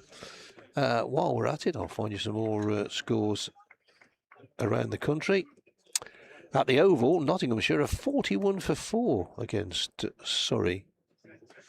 Sussex at Edgbaston, 21 for 1 after 4 overs, but that's been delayed as well, so rain just up the M5. Leicestershire are 45 for 2 at Grace Road against Glamorgan. Here, Weight to Bournemouth, Bournemouth forward, lets the ball go through. Somerset at Taunton, 94 for 2, they're playing Essex. At the Rose Bowl, Yorkshire in a bit of trouble, they're 33 for 3 against Hampshire. To Northwood, where Kent are 70 for 1 against Middlesex. It delayed at Derby as well, they haven't started there yet, against Durham, and also delayed at Old Trafford. No play there so far. Meanwhile, at Cheltenham, Gloucestershire 37 for 4. As Weight is in bowls, that's nicely driven, but Swanepoel half stops. In fact, he doesn't half stop, that beats him and goes through to the boundary. Nice, a rare, nice leg stump half volley. Clipped away. Swanepoel probably thinks he should have stopped it. It's a bit bobbly, the outfield, but there again, he got down, got hands to it, but couldn't complete the stop. 41 for 4. Bournemouth goes to 8 and stays on 8 as it's played defensively to mid-on. And indeed, as we suspected, Bayer Swanepoel is taking off his sweater, Swanepoel's sweater, and he will bowl, replacing Ben Allison. Yeah, a well-earned rest for Ben Allison, let's be fair. Outstandingly accurate spell from him. I doubt he's ever bowled better. Certainly not in a Worcestershire shirt. 9 overs, 7 maidens, 3 for 5. And he deserves a break. And as I said, Bournemouth and Price will be breathing a sigh of relief. What they don't want to do now, Price will be guarding against, is relaxing too much and giving a wicket away. We're told that Rayan Idavalath is a permanent replacement for Gareth Roderick. Okay. Well, that's a shame, isn't it, from a Worcestershire point of view? We did just get the Worcestershire head coach, Alan Richardson, came up to see the match referee, so I assume that's what it was all about. Right. So it must be a finger injury, I would have thought. Yeah. Having said that, I suppose it could be anything, couldn't it? Could be, could be an illness, could be anything. Yeah, a bit of luck that they've got a wicket keeper out there already. Yeah, it does weaken the batting, but it gives Idavalath another opportunity. Here's Swanepoel. His first ball is banged in, hits the deck quite hard, and on the back foot this time. Price is playing this one up to mid-on. So I think, well, will Idavalath open with Latigan, or will it be Libby Latigan? Idavalath probably at 3 then, I would have thought, which is where Roderick would have batted. If he's a replacement, Swanepoel bowls, driven up off the front foot to mid-on, no run. should he not be fielding? He is. He's at mid-wicket, isn't he? There now, he's got the ball now. No, that's Fateh Singh. No, because Gibbon's still in slips. Hey, the plot deepens. Well, you're right, he should be. Meanwhile, back at the vicarage, he should be fielded, shouldn't he? Colonel Mustard has the lead pipe in his hand. Naughty. Swanepoel in, bowls. Clip to mid-wicket. Singh fields. He should be fielding, but he only got to say he's got a headache, hasn't he? And yeah. I suppose you could call it bending the rules. He's a good fielder though, so I don't think they would not want him out there particularly. But Gibbon is very good. Gibbon is a good slipper, or at least they're trying to make him into a good slipper. Swanepoel in again, bowls, and he's got a run. Price just pushes it on the onside. First run off the bowling from that end of the ground, at least for about half an hour. 42 for 4 in the 20th over. 28 for 4 looks disastrous. 42 for 4 doesn't look very good, but I always say par at lunch is 80 for 3. Well, if you got up to 70 for 4, you wouldn't be that far short of it, would you? Swanepoel bowls and Borman steers this one down into the gully, Latigan Fields. But it's been Worcestershire's morning so far. The clouds have lifted again. I'll tell you who's not having a good day is the weather forecasters. Thomas Schaffenacker. Who's the other one? Stav. I quite like Stav. Yes, I quite like Stav. Yeah. Danos. He's always very polite and He is, very smartly dressed. He always wears a tie. Always. Yeah. It's the BBC, mate, you know, standards. Swanepoel bowls again, and Borman is on the back foot, playing back up the pitch to the bowler. That is the end of the over. Borman has 8, Price has 14, and the total is 42 for 4. And I think Ed's going to come back in. Are you going to move into that seat, or are you happy to come into this one? Yeah, Ed's going to come back and join Bradders. Jolly good.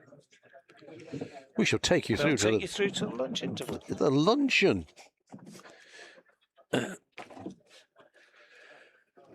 It's going to be Matthew Wade to continue from the Chapel End. I wonder if we will see the obligatory over of spin just before lunch.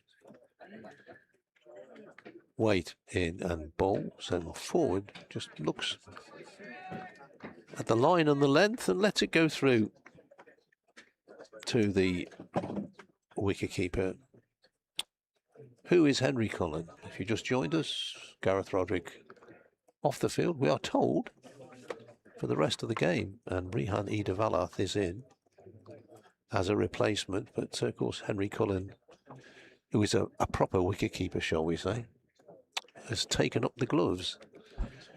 We did have an incident, not an incident, but a happening, as Waite is in and bowls and just tucked away on the onside. I'll pick up a single. Swanepoel from mid-wicket goes towards the square leg umpire to field. That totally goes to 43 for 4. Match at Lords earlier in the season when Gareth Roderick went off with an injury and Rob Jones came on and kept wicket for 4 overs and nobody noticed. Well, nobody in the press area noticed at all. It was only when we went out a bit later and it said, you know, Rob Jones, no, did he? Oh, okay. I did say he must have done a good job because nobody noticed.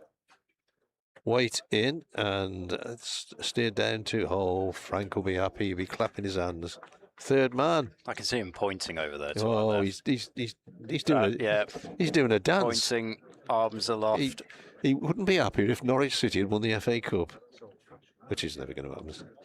There we are. So third man fields, 1 run. Sorry, 44 for 4.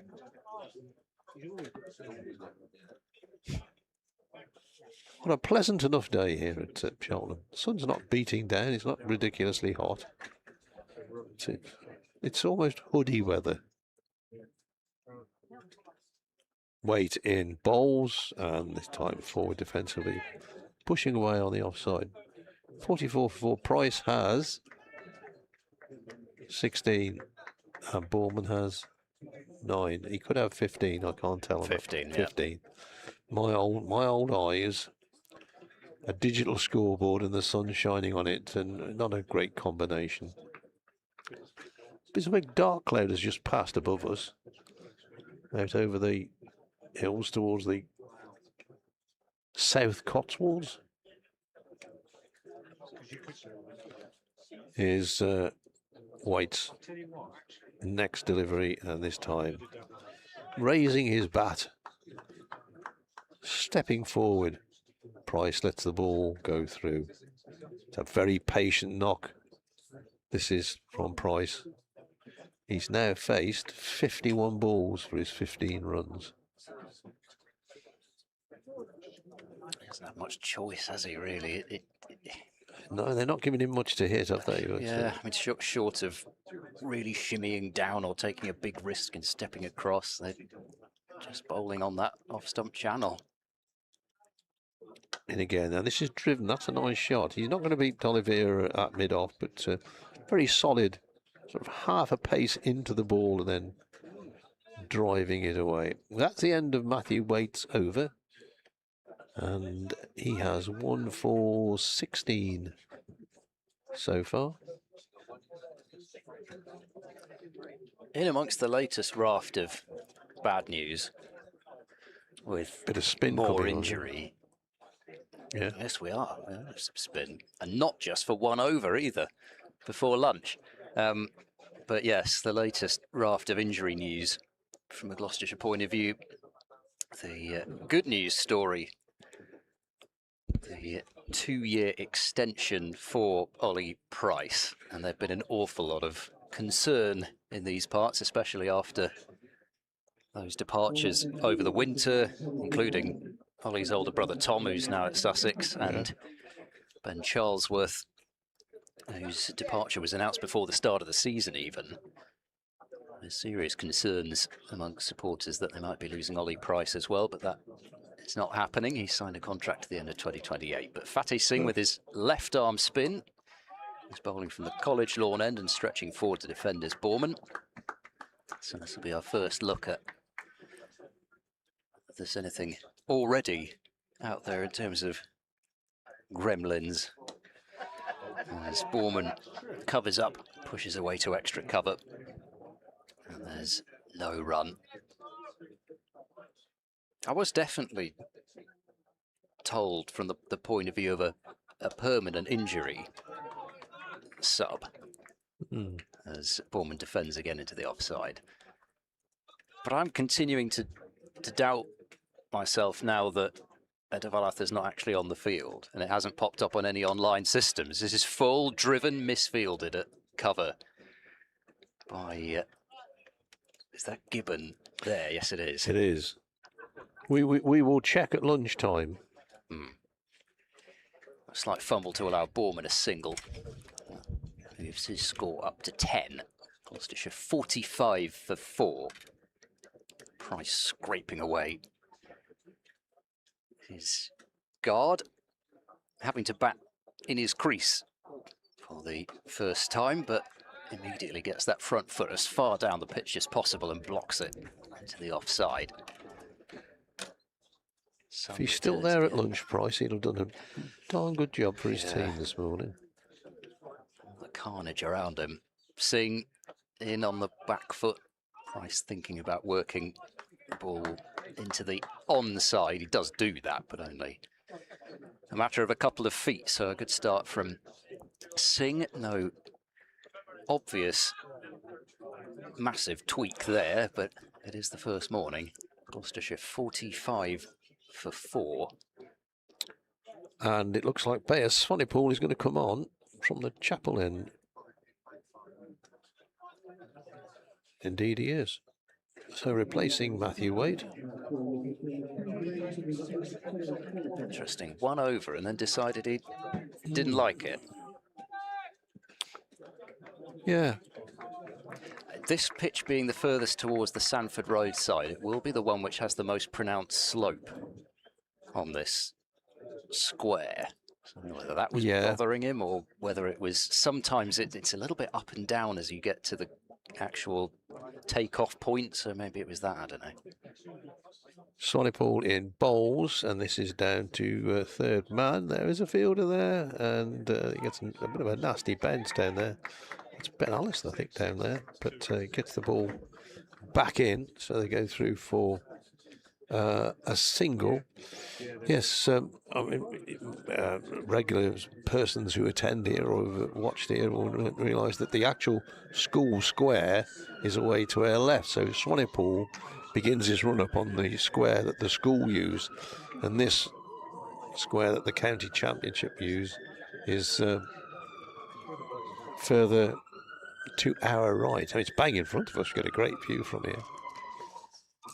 Fire engine careering up the road on the far side. One hopes it's nothing too serious.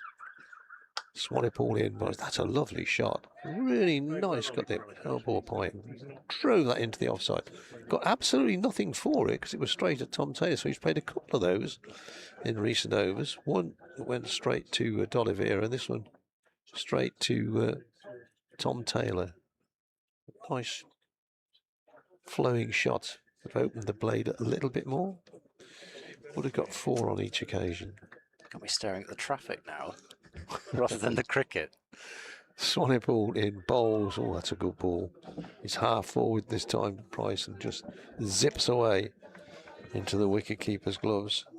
There's a lorry which had British gypsum on the side. When I'm buying gypsum, I only buy British. An ambulance as well, which thankfully didn't have its flashing lights on. I do remember a couple of years ago there was an accident actually on that junction of the Bath Road and the Sandford Road. Ah, right. So they don't have far to go. Here's the next ball driven away through the onside. Waited patiently for that leg stump half volley and gets full reward for it. Lovely shot. Races away over the parched outfield, and the Gloucestershire 50 comes up. Somewhat ironic cheers from the locals, but Price is holding this all together now. It's been hard work batting out there this morning. He's been very patient, just waiting for that ball to come along. And lovely drive. Swanepoel in again. This time beats the outside edge. There's a half appeal, and Cullen was just about to throw the ball up when he realised that he hadn't in fact nicked it. I haven't seen what happened, but apparently an England against India over 60s game yesterday, it all kicked off. Really? Batsman given out, refused to walk, showed the umpire his bat. Oh, it's all going on. There's some lovely comments. You know, if you're over 60, you should be umpiring anyway. But here's the next ball. This goes straight through to Cullen. Well, they're suggesting that it was an LBW. It was. I think it was given out LBW. I haven't actually seen it. He walked down the pitch and showed the umpire. So it can't have been an edge that they didn't hear. No, nobody was clicking their fingers. Oh no, that didn't happen either. Yeah. No. Yeah, it's. There you go. I didn't read about this. Even the over 60s are playing it up now, folks. What's the world coming to? Oh, I wonder who's the culprit there. Presumably. Oh, I'll have a look at lunchtime, see if I can find out more details. I don't know who. I mean, who plays over 60s? It doesn't. Presumably, it wouldn't tend to be the players who played internationally in their 20s and 30s. No, not so much, I don't think. Here's Singh bowling. Bourman, for a moment, I think, thought about having a go at that and then left it. I know the over 40s team is captained by Darren Stevens. Oh. And there's one or two names in there I recognise, but none of the over 60s. Singh, left arm spin around the wicket, bowls, stretching forward. Bourman gets to the pitch and prods it out into the offside. Bourman, one of 2 Cheltenham-born cricketers in this Gloucestershire side today, with Miles Hammond the other, going back and stabbing it away to cover. There's no run, but as Frank said, Bourman playing his club cricket for Dumbleton made a... I need to look this up because his number's 71 and I've got 71 in my head. It may not have been quite that amount. There was another fumble short extra cover as Bourman went back and punched it through the covers. The ball is just going to be tipped back in. Not sure that was the smartest either, really. They've ended up getting 3 for a ball that shouldn't have been any. It went through Gibbon at short extra cover. Then Swanepoel, instead of picking the ball up and throwing it in, decided to bat it back into his mate who was backing him up, D'Oliveira, from mid-off. and they took an extra run on that. Yeah. And maybe he did need to do it, I don't know, it just felt a bit odd. Seemed to be getting there quite comfortably. Anyway, Bourman's on to 14. Gloucestershire 53 for 4 with Price smothering this one. It does seem that there's a little bit of relief for the Gloucestershire batters in the last few overs. Singh in now back of a length. Price drives without timing back to the bowler, so there's no run. Singh 2 overs for 4. Gloucestershire 53 for 4. Well, they've got to get to lunch. Needless to say, 4 down. And then, well, there's not no batting to come, but starting to get into the all-rounders. I think both Ahmed and Middleton probably at this stage of their careers more bowling all-rounders than batting all-rounders. Kishore, I understand, can certainly hold a bat. Aman Rao we saw finish off one of the 50-over games here, so again there's batting ability there. And Will Williams has a 98, admittedly. That was a bit of an anomaly this season. Here's Swanepoel in, hurries. Bourman onto the back foot, pushes out on the offside. I must admit, I was a little bit disappointed that Darawal wasn't playing after his innings at New Road, which was just tremendous. It was his last 50 came off 13 balls, I think. It was 50 off 13. I'm struggling to remember whether he might have been 2 off 2, something like that, and then ended up with that blast record equaling 13 ball 50. It's an amazing innings. Back here, Swanepoel in, bowls, pushed out on the offside. Going to take a comfortable single. Taylor, who's at mid-off, has to go to his left, more towards an extra cover position. One more to the total, 54 for 4 now. Price on 19. Bourman moves on to 15. I suppose had Hammond not recovered from his injury that kept him out of the last couple of 50-over games, then Darawal would surely have been pressed into action. I don't know if he's got any studying commitments, probably not at this stage. Next ball wide of the stumps, through to the wicket-keeper. GCSE results today, talking of studying. I didn't know that because my grandson got his results. Be quite pleased with himself, I would have thought. GCS didn't have GCSEs when I was at school. Didn't have that sort of thing. Left school on the Friday and started work on the Monday. Didn't need any qualifications. I was just about to say a chalkboard and some, I don't know, a slate. Yeah, like yeah. Oh, we had slates. Yeah. Slates and chalks. Here's the next ball, which is driven once again nicely, but straight again to mid-off. So determined to get on the front foot here, but played one or two lovely drives, but always picking out, this time, Tom Taylor at mid-off. He was doing some stretching and as if he's going to come back onto bowl, but maybe he's just trying to make sure he doesn't stiffen up while he's not bowling. Swanepoel is, this time past the outside edge once again. Price half forward. Really has been tough going this morning for these Gloucestershire batsmen. Now, a blue and yellow bus up the road on the far side. Gonna have to find out. Gonna find out what the colour code is for the Cheltenham buses. Competing companies, perhaps. Yes. Next ball is driven back past the bowler. They go on for a quick single here. They'll make it because Waite, who was at mid-on, had to go slightly to his left, straighter as it were, and they got through for the single. Well run in the end, 55 for 4 as we approach the luncheon interval here. Where are we? About 10 minutes away from lunch. So in fact, the Fateh Singh experiment didn't last long for Worcestershire because Tom Taylor's coming back on. So really mixing up this more like a T20 game here. Bowling change every over. I normally say it's the batters who've got to adjust from all this white ball cricket, but don't know. Yeah. I suppose everybody's used to shorter spells, other than Allison, who ended up bowling a 9-over spell and did field rather better down on the boundary than, if you're watching the Test match yesterday, Mohammad Abbas, who bowled 10 overs straight and rather escorted a couple of balls to the boundary after having completed his 10-over spell. Well, I think it was lunchtime yesterday. I actually got to put telly news on for some reason. Never do that. I said, "Oh, and in the Test match, Test match." What Test match? Forgot it was on. I have Test matches at the end of August. Yeah, So 2 more after this one. yeah. And some ODIs and T20s against Sri Lanka to get in. Tom Taylor switching ends and hangs one outside Price's off stump that he doesn't play at. Sri Lanka for 3 ODIs and 3 T20s. It all gels into one in the end. Oh, yeah.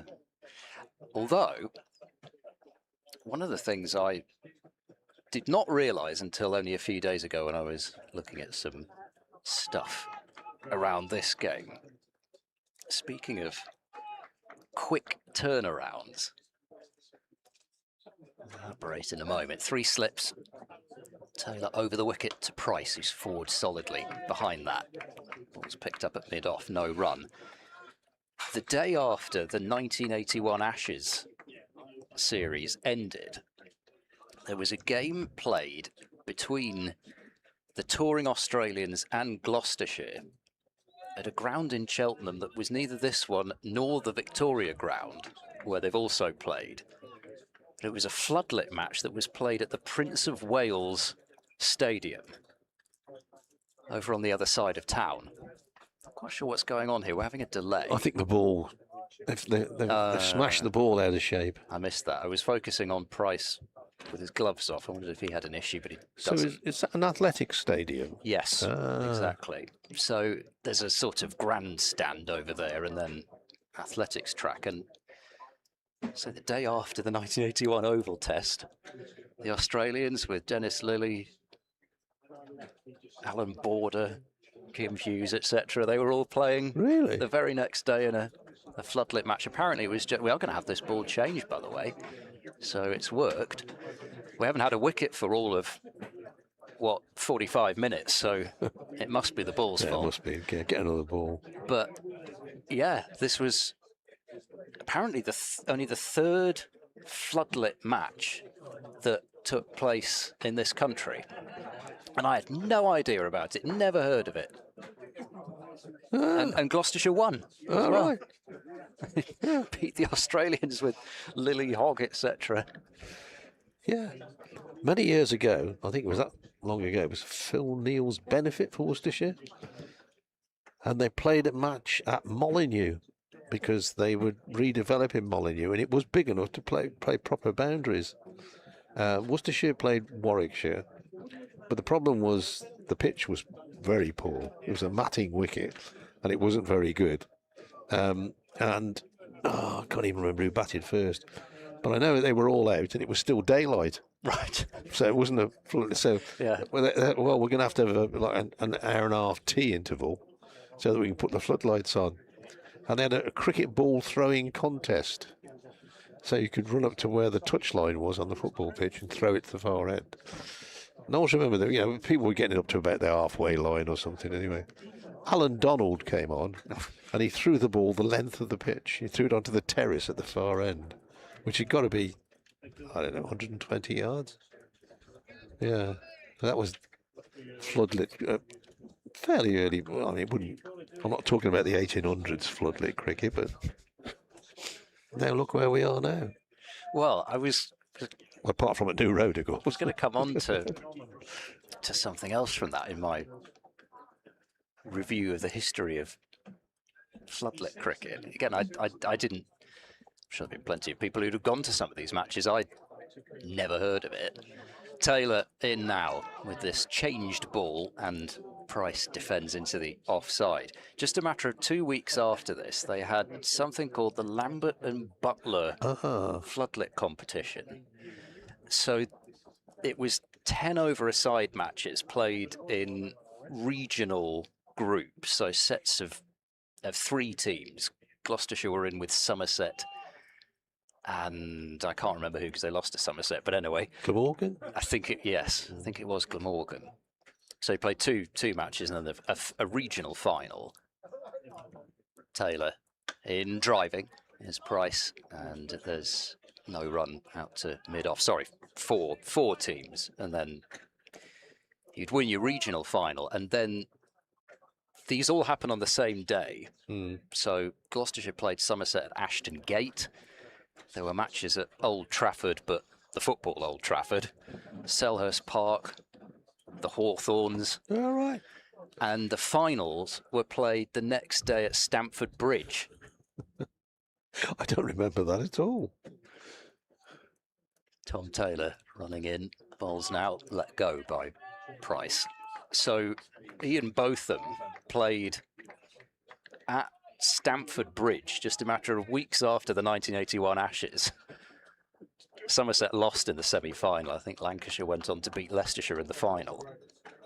And this competition, never heard of it. 10 overs aside, as I say, and they say it's gimmicky now. Yeah, absolutely. Yeah, this is nothing new. No. Trying to get more people in to watch cricket. Yeah.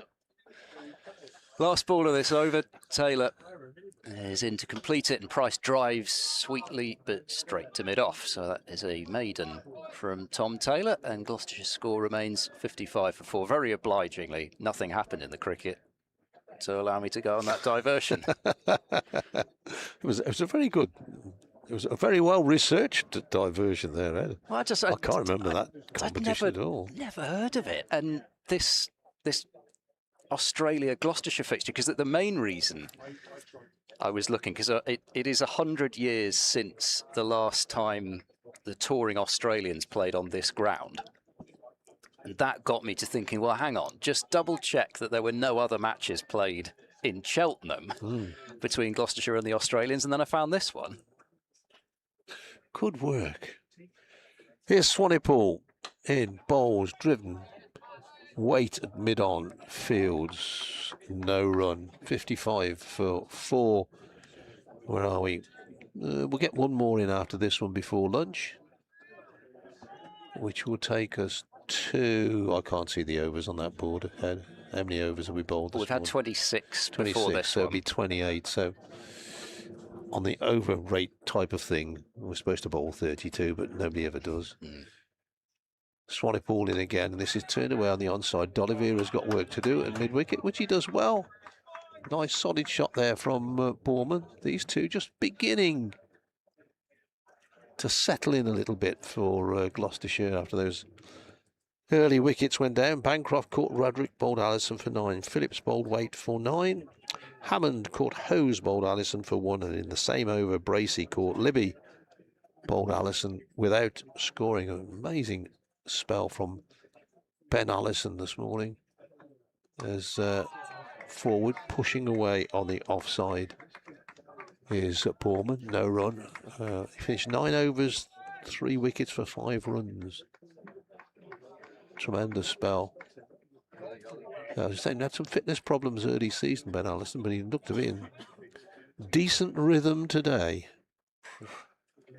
It's 2 scoring shots, one a dropped catch and the other a thick edge for 4 through the gully. Here's Swanepoel in, and this is pushed up to mid-on again. No run. Gloucestershire supporters think 55 for 4 is not a great score. Nottinghamshire 41 for 5 at the Oval against Surrey. Blessed relief as it's rained there, so they're already having lunch, which they're also doing at Derby. They're 2.4 overs, having finally got on this morning, then it's rained again. Seems to have rained everywhere, but not here. Well, not yet anyway. Some nasty dark clouds rumbling above, but Swanepoel's in, bowls, and once again driven, once again straight to Taylor at mid-off. No run. Most of the marquees on the far side, everybody's still watching the cricket. They'll no doubt dive in for lunch. Always tickles me, the 50 over competition. You get folks in the marquees and they go for lunch after about 30 overs. So he missed swathes of the cricket. Next ball, oh, he's driving at that one. As Borman goes through to the wicketkeeper, hands go up in the air on the slips. End of the over. And at the end of it, Gloucestershire indeed are 55 for Taylor to continue. So I've got about 4 minutes to lunch. Might get another one in. Yeah, my suspicion is they'll still be eating lunch after we've hopefully had ours.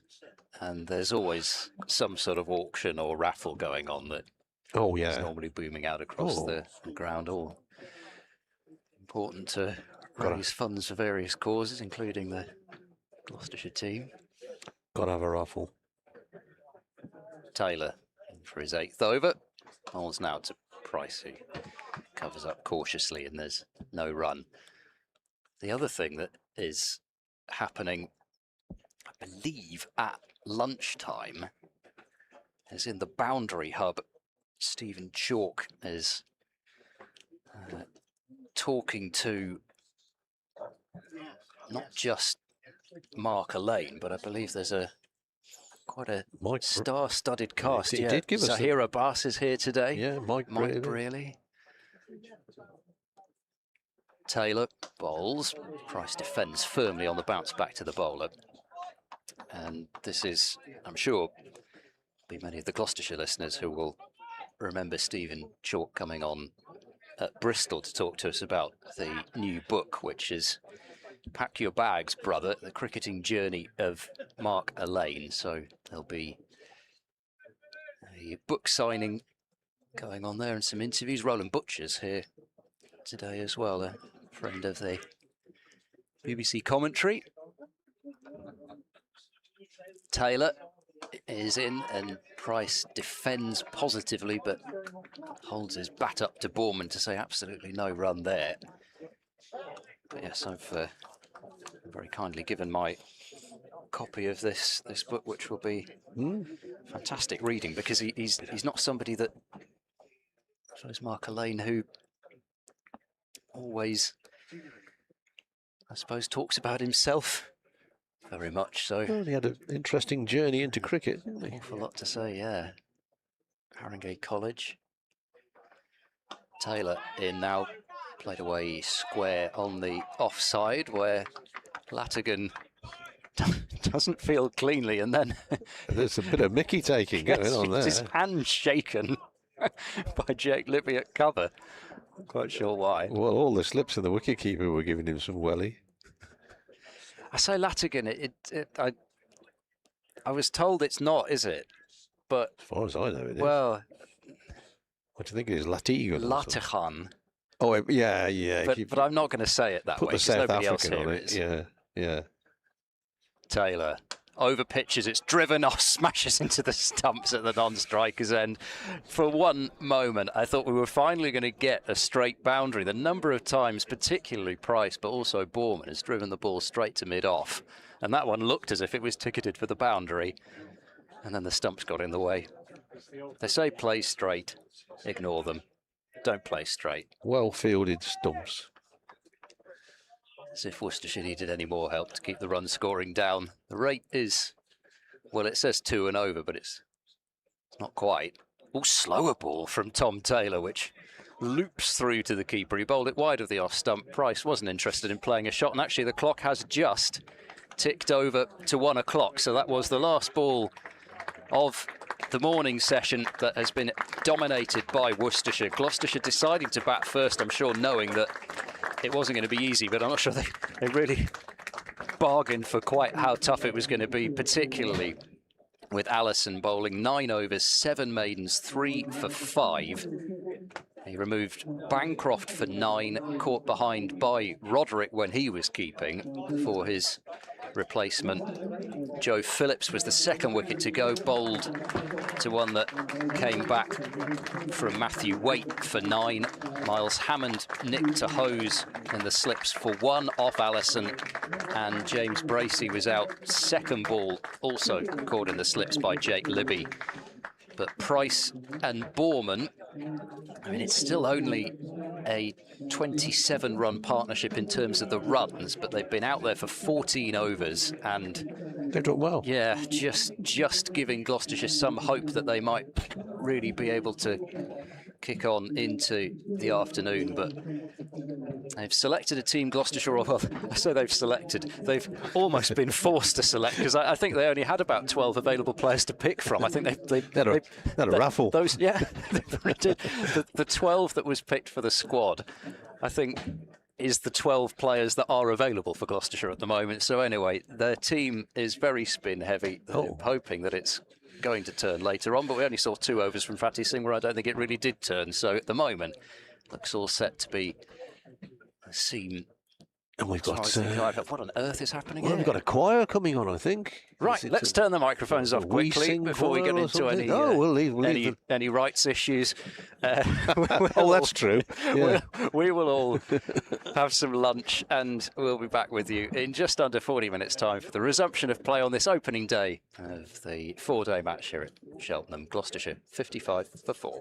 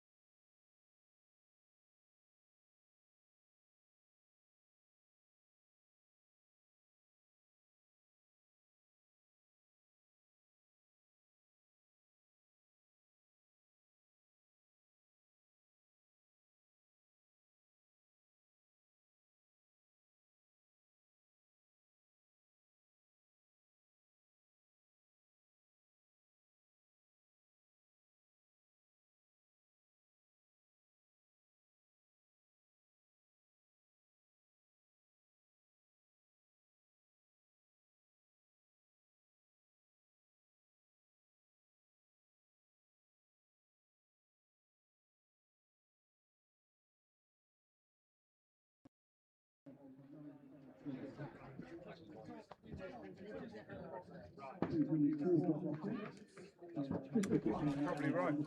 Welcome back to Cheltenham, where it is time for the afternoon session of this opening day between Gloucestershire and Worcestershire at the Cheltenham Festival. And Gloucestershire at 55 for 4, but a little bit of a recovery started by Ollie Price and Tommy Borman just before the lunch break. They were 28 for 4 at the loss of James Bracey, and no doubt Ben Allison will have another significant part to play in this afternoon session, but it will be Bayers Swanepoel to bowl the opening over from the chapel end. There are some certainly more billowing clouds around.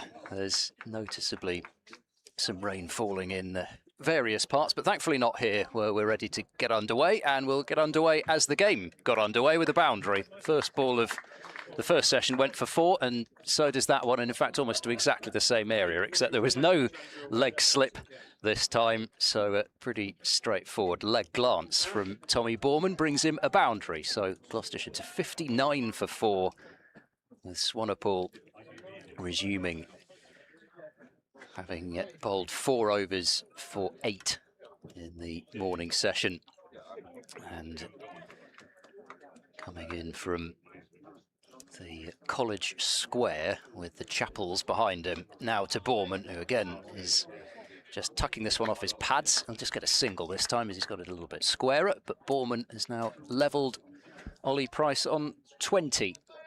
The score at 60 for 4. Ed Seaborn and Frank Watson with you. Commentary brought to you by BBC Radio's Bristol, Gloucestershire and Hereford and Worcester. Note the position of the comma. And, and also going out on the Gloucestershire live stream. Very welcome to join us wherever you're watching or listening or both from, as this is pushed away by Price, and he'll get a run as well, just to wide mid-off, extra cover. So Price moves his score on to 21, 61 for 4. Yeah, you used the word recovery, Ed, after this morning. 28 for 4, and obviously at lunch no more damage done in terms of wickets. And I think they played really well, these two. Borman was a little bit fortunate early on in his innings, but I think Price in particular has played very well. Swanepoel over pitches into the pads, and that's flicked away through mid-wicket. And I don't think it'll be caught by D'Oliveira. As much as you think you might have a chance when it gets by you at that certain pace, it just, even though slightly up the hill, it just doesn't lose pace. And we saw this throughout the 50-over matches here. And it's almost at its quickest across the ground when it's right next to the boundary. Right at the point you think it might slow down a little bit, it just doesn't. So 4 more runs to Borman and 10 runs off the first 4 balls of this afternoon session. An explosion of scoring. Swanepoel to Borman, forward and into the offside, no run. So the first dot ball of the afternoon. Yeah, Ben Allison was outstandingly miserly this morning, wasn't he? 9 overs, 7 maidens, 3 for 5. None of the others matched that. Tom Taylor only went for 2.63 an over, but Swanepoel and Waite slightly more expensive. Swanepoel the most expensive. Slightly different bowler, but hits the deck rather than bowls that fuller length. Swanepoel in, well forward. Borman pressing into the mid-off area, and there's no run, so 10 runs off the over, 65 for 4. And it was funny, I sort of felt as though Worcestershire just always kept that pressure up, but yet you look at the figures and it really was Allison that, they found a way to score runs off everybody else, even if it was only little deflections for the odd run here or there, but they found a way. It was Allison was the one that they just really couldn't seem to figure out at all, and there's no prizes for guessing who's going to bowl for the college lawn end. Absolutely right. He bowled absolutely beautifully this morning, didn't he? It was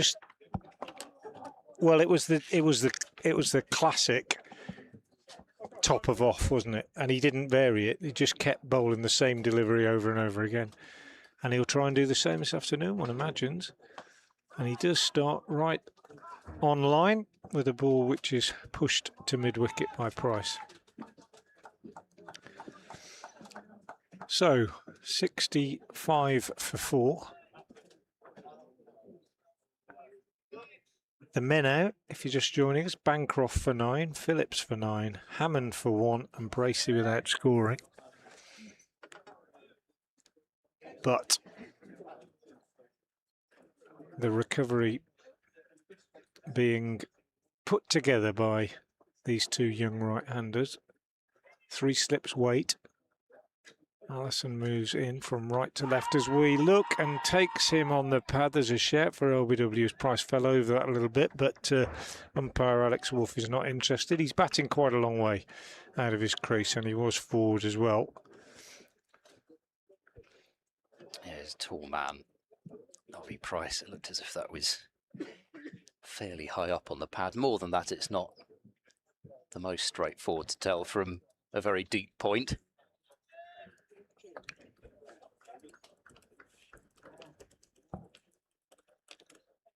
It remains 65 for 4. Allison turns again. And again takes him on the pad, and again shouts for LW, and again Alex Wolf is uninterested. We'll have to look at the replay of that one. I got the sense that one was an awful lot closer. Yeah. It just outside the line, maybe. Maybe you can't tell anything for sure from here, but especially if you have umpired quite a lot, you do start to get used to how good LBWs look from square leg, and that seemed to have a bit of that look. I think he might just have been outside the line.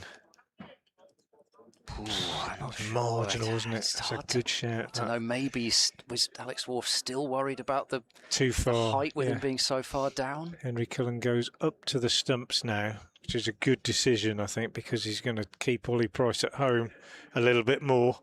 And maybe they're thinking that if he'd have been hit on the pad and he was a foot nearer the stumps, Alex Wolf would have given it. Which is fine, that's decent umpiring if the ball's got a long way to go.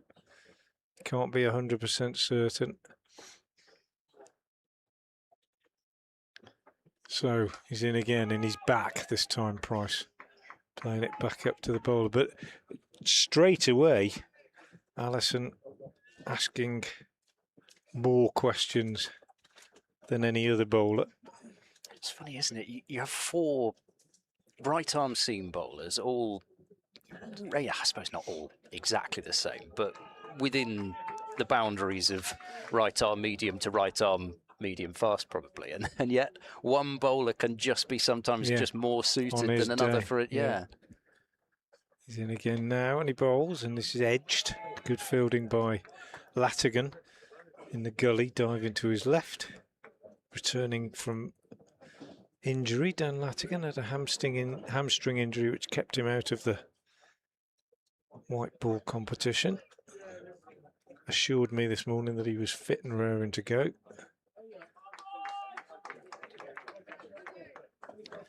So Price pushed back behind the popping crease for the first time by Cullen coming up to the stumps.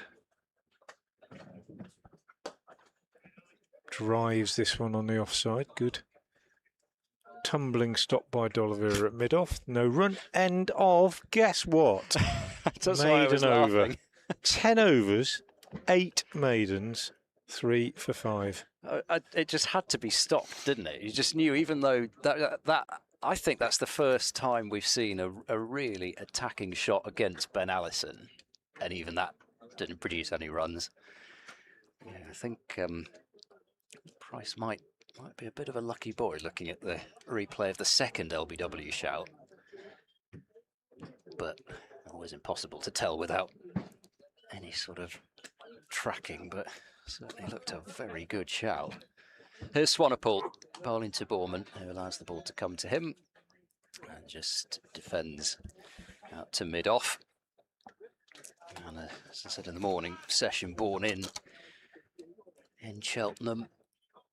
plays his club cricket for Dumbleton, which straddles the Gloucestershire-Worcestershire border and is a product of Malvern College. So a sort of Gloucestershire-Worcestershire fixture you'd feel ought to suit him quite well, but ended up on the Gloucestershire side as Swanepoel bowls to him, and he comes forward and again just pushed away for no run. Bourman has also, I suppose, found life in terms of being in and out of the side a little bit. I suppose he's had more of a run in the Championship since he made his debut, but at the same time he's been up and down the order a little bit. Hasn't always been settled as Swanepoel is into Bourman, and that's just nudged off to backward point, and there's no run. He's also had a particularly handy contribution in the one-day cup here against Nottinghamshire, made 39, which was his List A best, but the numbers in List A cricket don't really tell the story for Tommy Bourman. His innings have been more valuable than the numbers would suggest, as this is whipped away, bottom-handed through mid-wicket. Not really a pull shot, but sort of vertical back whip, and it's out to the longest part of the ground, but again, it's pretty much save your legs as soon as it beats the infield. That is probably the shot of the innings so far. Admittedly, there haven't been that many boundaries, but it was a really authoritative shot from Bourman out to the mid-wicket boundary, so 69 for 4. And you're not going to get many opportunities to play a full-on stand and deliver pull or cut here, even if the ball is pitched short.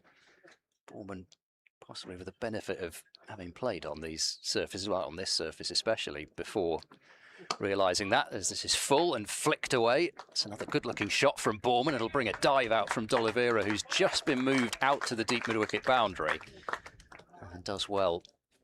Never easy to dive on this outfield. You almost might as well be diving on the Thurleston Road behind us for the amount of comfort that it'll be. But 2 more runs to Bourman, who has doubled his score since lunch in the space of the 11 deliveries he's faced from Swanepoel, and he'll get another run here as well, and perhaps, unfortunately for him, pinch the strike for Ben Allison's over, so he'll have to face him for the first time. But Bourman's rattled his way up to 31 and Gloucestershire 72 for 4. Yeah, and interestingly, I was saying this morning when they were 28 for 4, it looks disastrous. My par is always 80 for 3 at lunch on the first day. And I was saying if they get up to sort of 80 for 4, it doesn't look a terrible start at all. It just looks like, you know, it's a little bit below par. And they're nearly there. They've done so well, these two. Bourman in particular is really cracked on since lunch. But it's Allison to him now, and he pushes this one out on the offside. Keeper's gone back because he's not using his feet quite as much as Price. But yeah, it's a tentative start from Bourman, but he's cracked on now, and he's become almost the senior partner here. I'd still argue that Price has played the best of anybody that we've seen today in terms of technique. Yeah, that's a fair comment. Interesting stuff. Allison, the game's outstanding bowler, is in again and bowls, and this one's down the leg side. Rare error of line from him, but neatly taken by Henry Cullen, the wicketkeeper, who's replaced Gareth Roderick behind the stumps. And Gareth Roderick, with his back injury, we can now confirm has been replaced by Rehan Adewalath as a batter in the game. Here's Allison again. Balls, and Bourman is pushing this one up to D'Oliveira at mid-off. It's clouded over quite considerably now, and the wind appears to be bringing the weather from sort of behind where we're situated. Seems to be raining to the right of us, raining just in front of us, and also probably raining over behind the chapel as well, but we're dodging it for now. It's got that feel to it. There's a bit of a downdraft, and the forecasters are all pretty confident we're going to get rain this afternoon. Allison is in bowls, and on the back foot, Borman is defending. So Adavilat at first, Slip Hose at second, Libby at third. Latigan backward point, Swanepoel cover, Oliveira at mid-off, mid-on, mid-wicket, long leg the field. 72 for 4. A lot of runs have gone through third man. I'm guessing about 20 odd 30.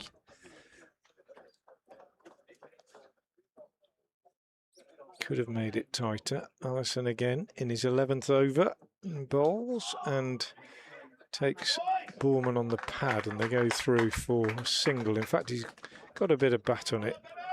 So Allison concedes the 6th run in his 11th over. A 6th run taken off his bowling. Quite remarkable. He's bowled 65 deliveries and 62 of them have been dots. Keeper standing up because Price is now on strike.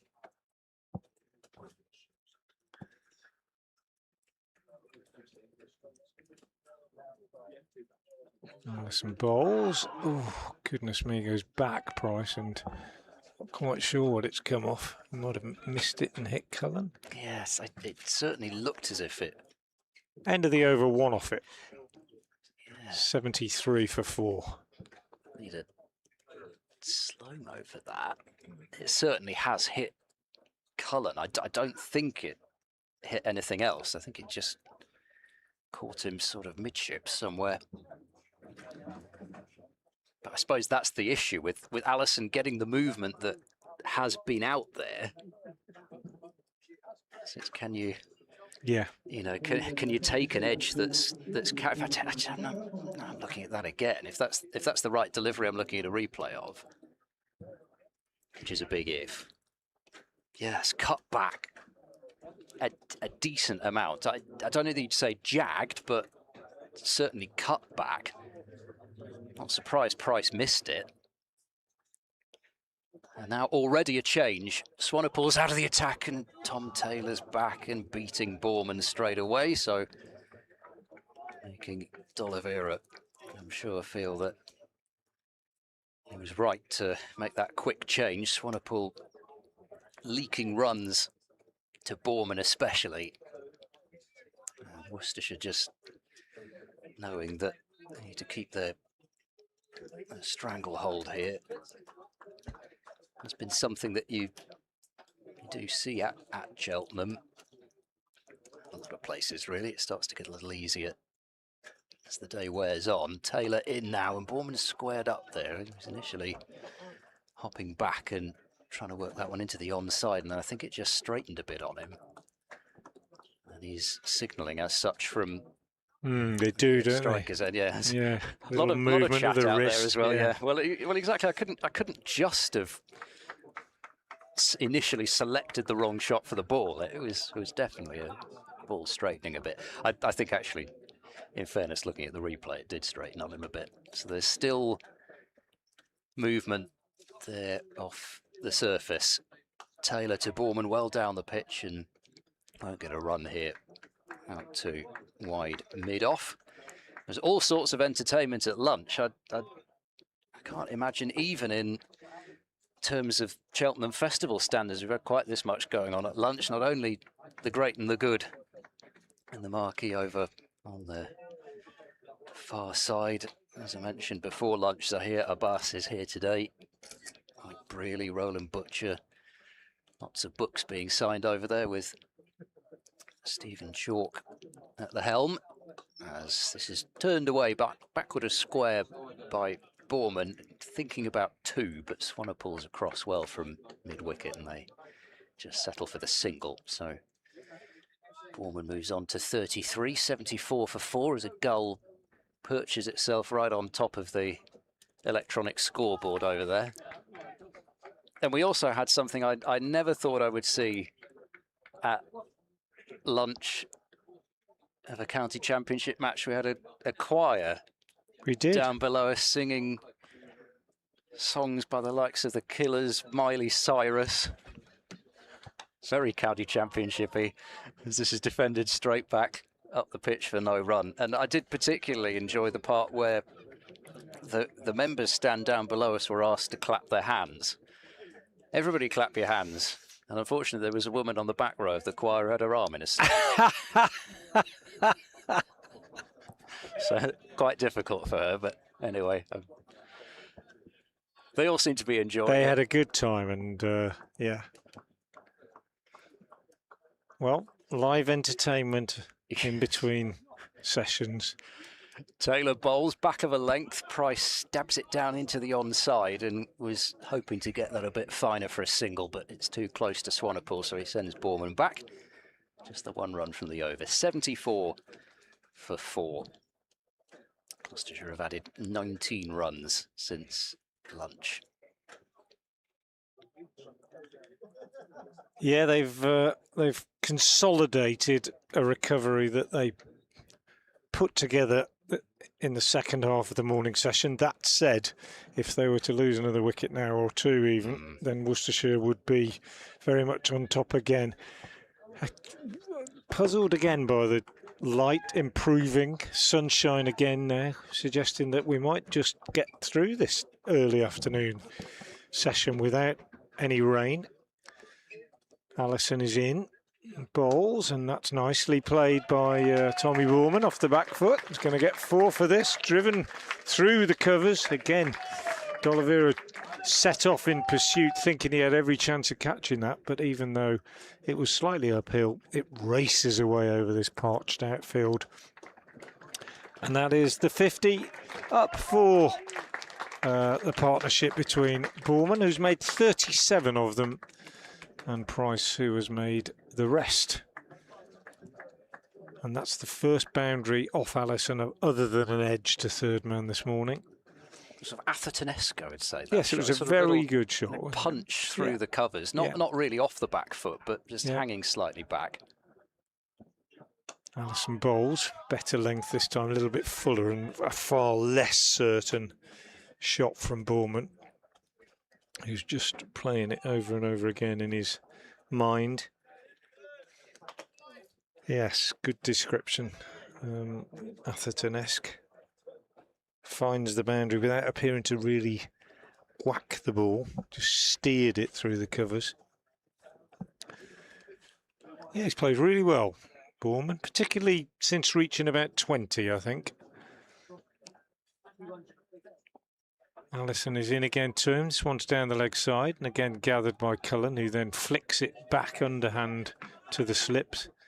Allison certainly not quite as on it as he was this morning so far in this post-lunch spell, but his figures still make remarkable reading in his 12th over, 3 for 10 with 8 maidens.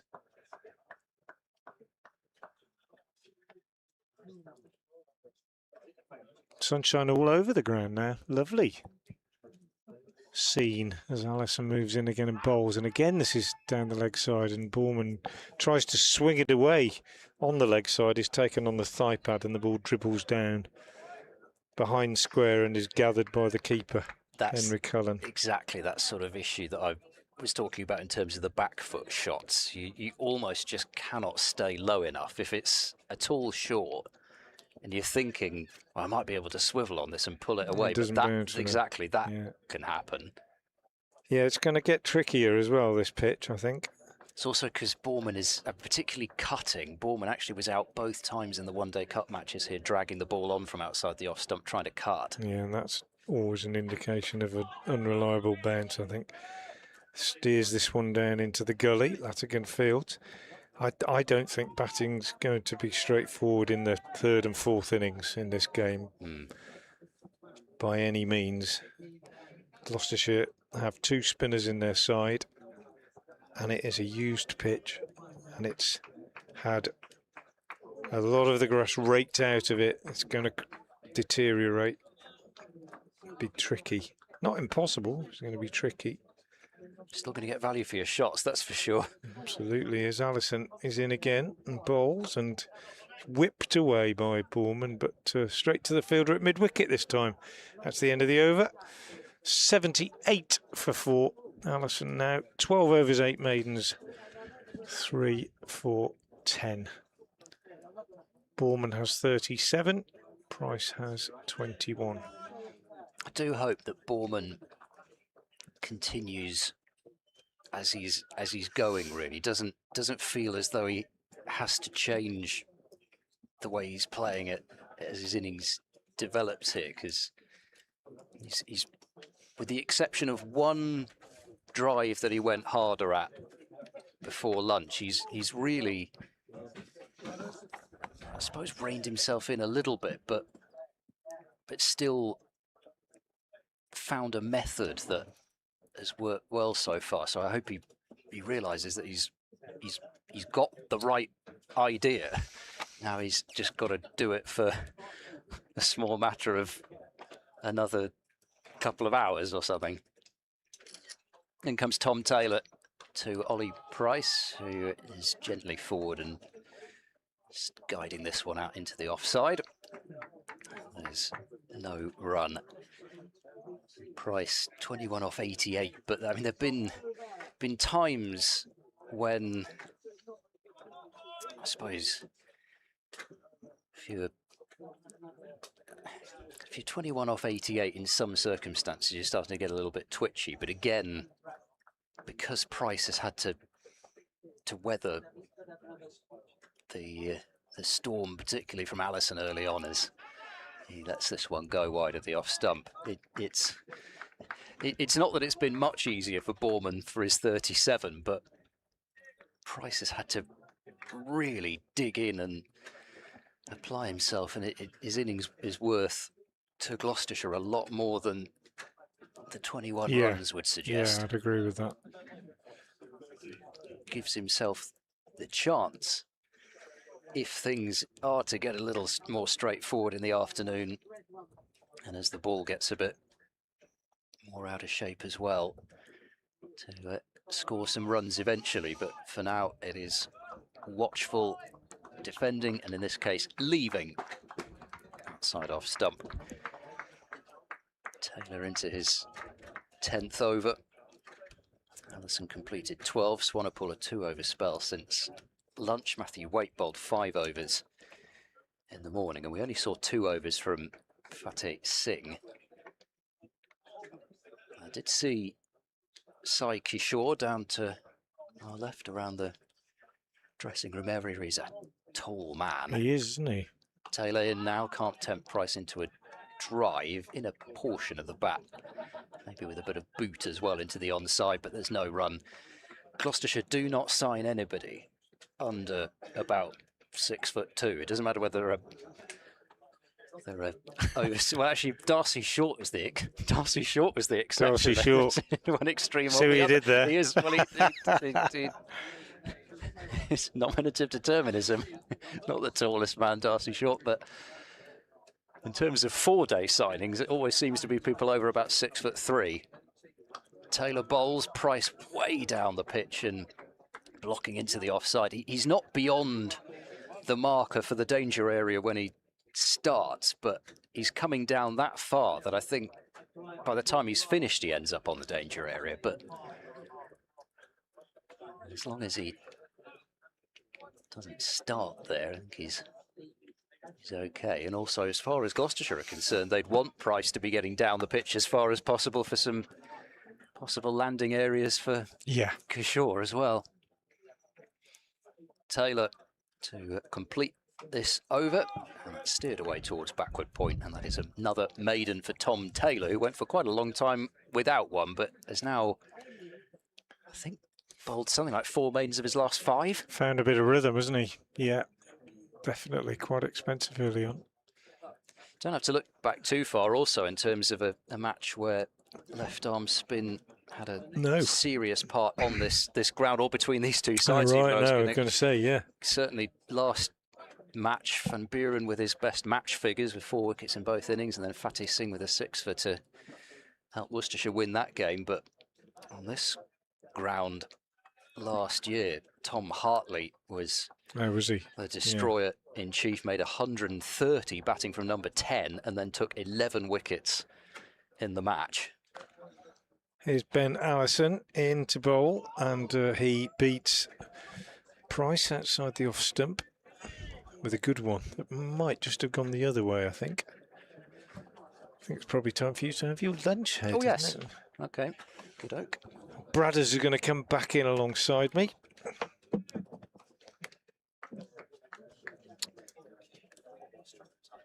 With Worcestershire now probably thinking, with these two having put 50 on, well, you expect a partnership of some sort to come together, but they're now thinking probably that they are in need of a wicket now, just to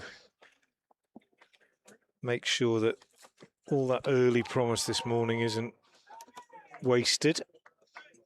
Pushed out on the onside by Borman.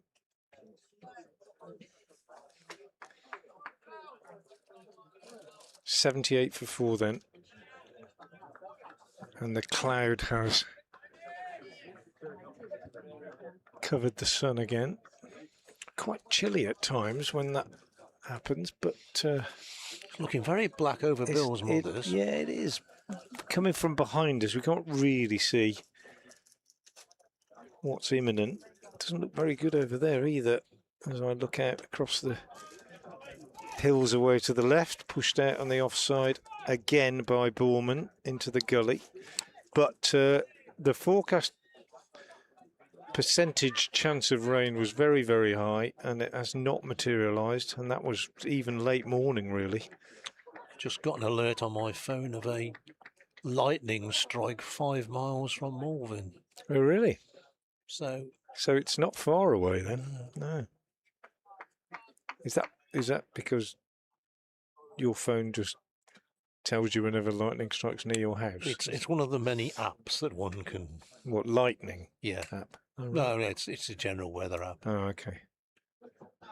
Allison again is in, and again he's bang on line, and Borman is in behind this, pushing back up the pitch to the bowler. As somebody pointed out, though, if you get a lot of heavy rain now on this outfield, yeah, it won't drain very quickly. No, yeah, you're right. You're right. Well, it just depends, doesn't it? You could get a lot in a short time, I suppose. But we've been spared so far. Allison in again, past umpire Wolf, bowls, and just turned on the leg side by Borman to mid-wicket, where Fateh Singh is the fielder. Fateh Singh, who, as Ed was saying, bowled just 2 overs this morning. For 4 runs. Taylor now 10 overs, 4 maidens, none for 22. Waite 5 overs, no maidens, 1 for 16. Swanepoel the most expensive, 6 overs, 1 maiden, no wicket for 25.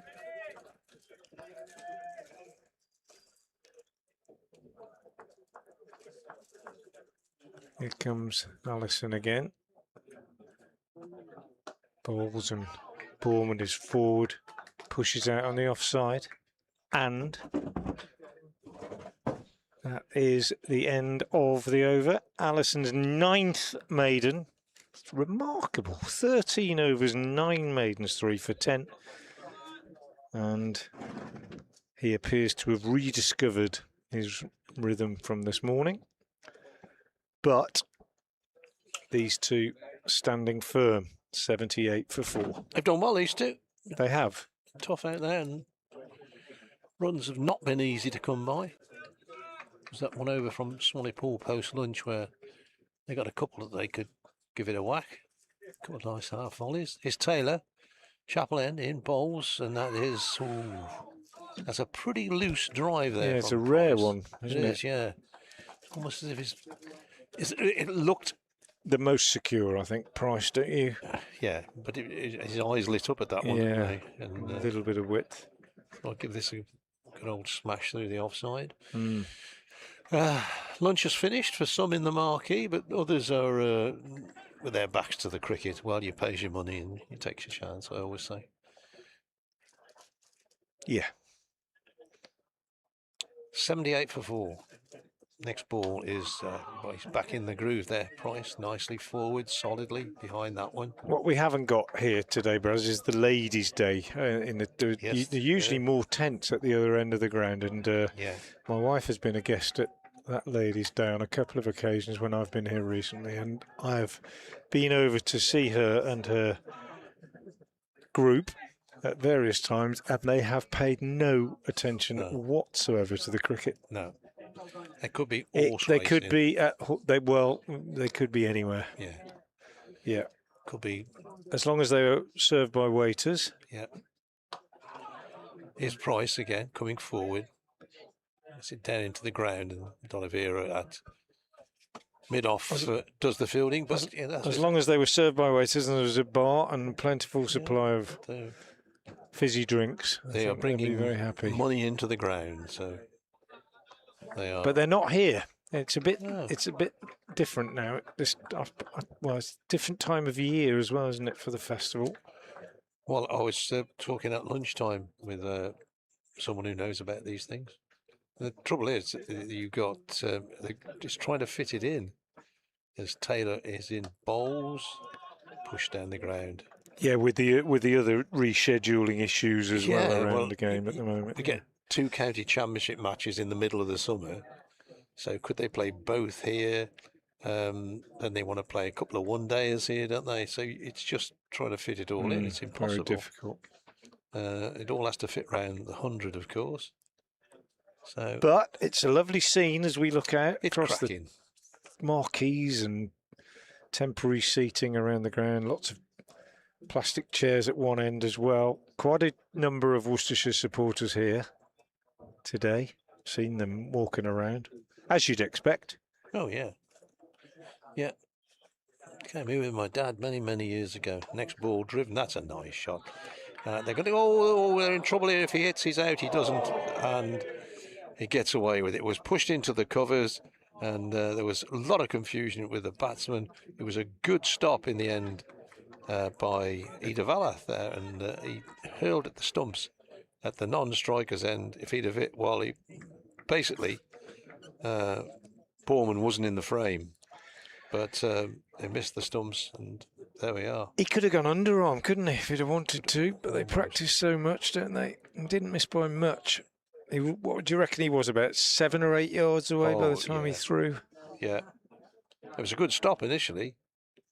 It was a very good stop. Not easy fielding on a very hard outfield where it's a little bit bumpy. Here's Taylor in again, and this time Price comes forward and then just eases the ball away. It's building a bit of pressure with dots, aren't they now? Yeah. Yeah, end of Taylor's over, another maiden over. Live cricket coming to you from Cheltenham, from the college ground here today.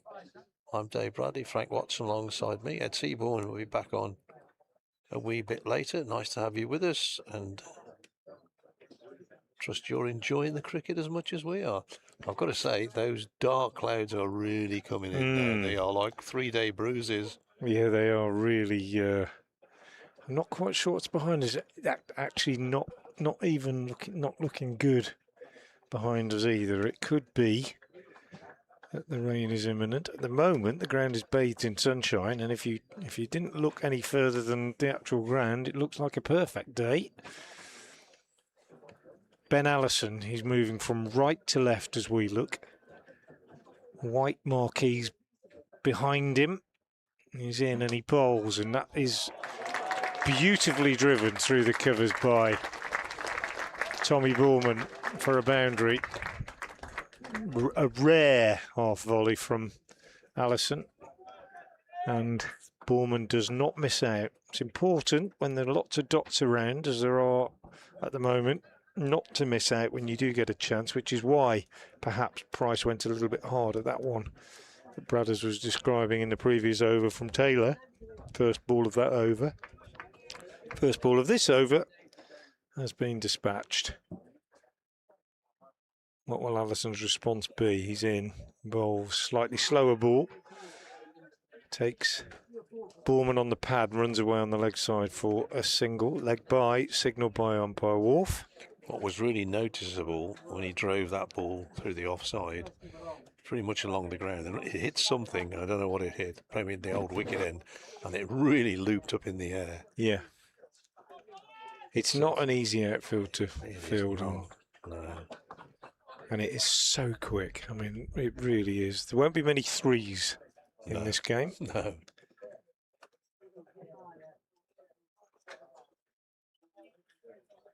Price on strike. Keeper standing up. And pushing away on the onside. And they go through for a nicely judged single. As Fateh Singh moved in from mid-wicket. Really good partnership developing now between these two young players. Very encouraging from a Gloucestershire point of view.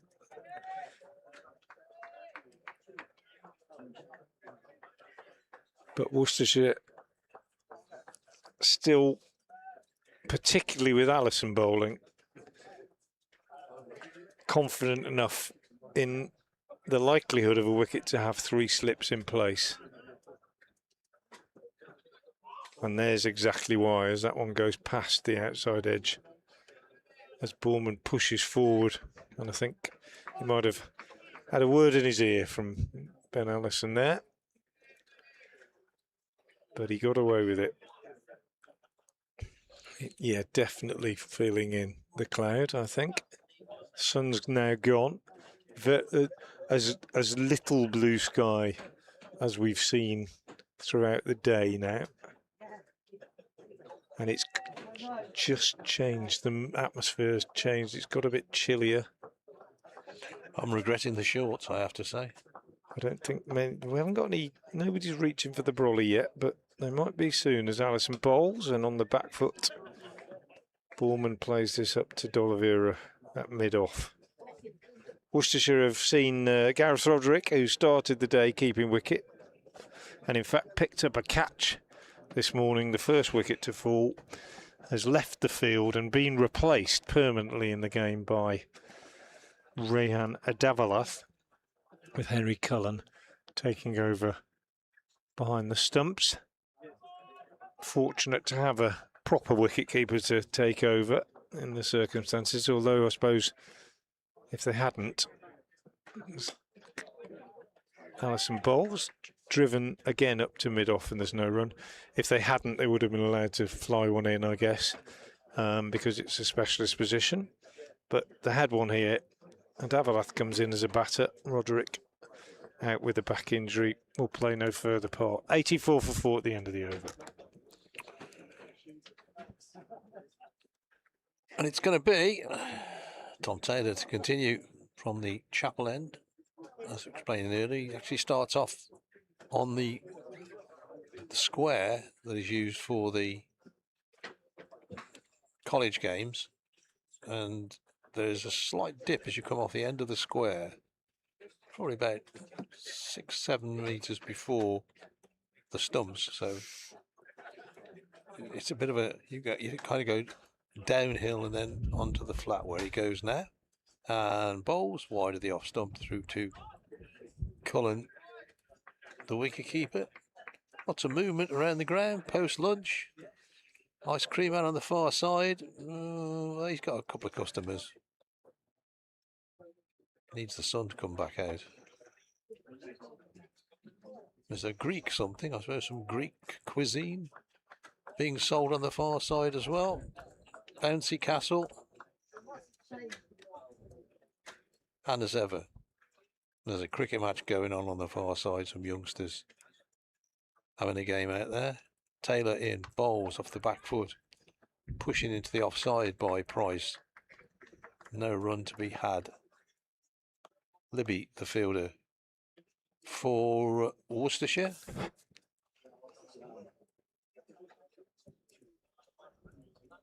Bars away to our far left, looking to be fairly busy. I'm reliably informed that some bottles of champagne disappeared from here last night, from one of the marquees. Oh, really? Yes, quite a few bottles of champagne, I'm told. Really? Yeah, around about 20 went missing, so somebody's having a good party today. Here's Taylor's next ball. Oh, that's a nice shot. That's 4 runs. Just gave him that bit of length. Bit too full, that one. Just lent into it. Price. Lovely cover drive. As good a shot as we've seen today. Total goes on to 86. I can't read that board when the sun shines. 88 for 4.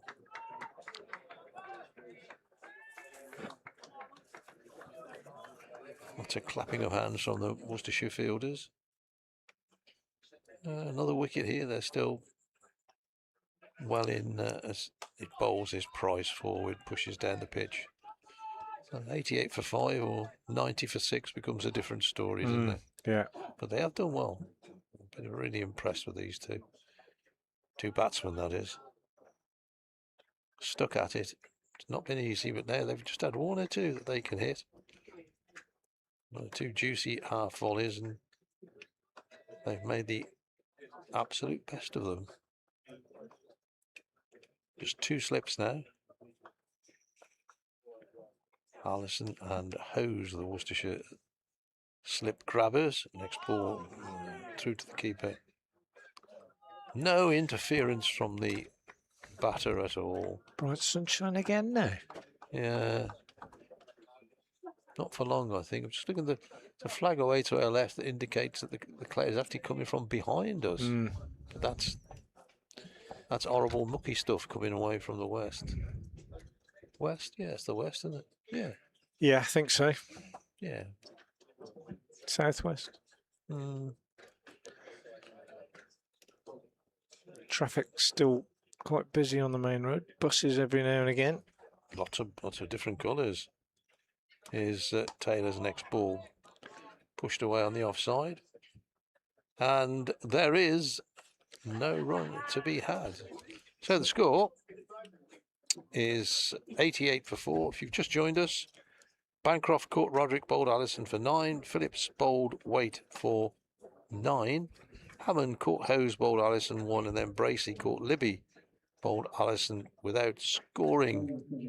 3 for 5 off 9 overs at one time, Ben Allison. And he's been replaced. 14 overs, 9 maidens, 3 for 15. Matthew Waite coming into the attack.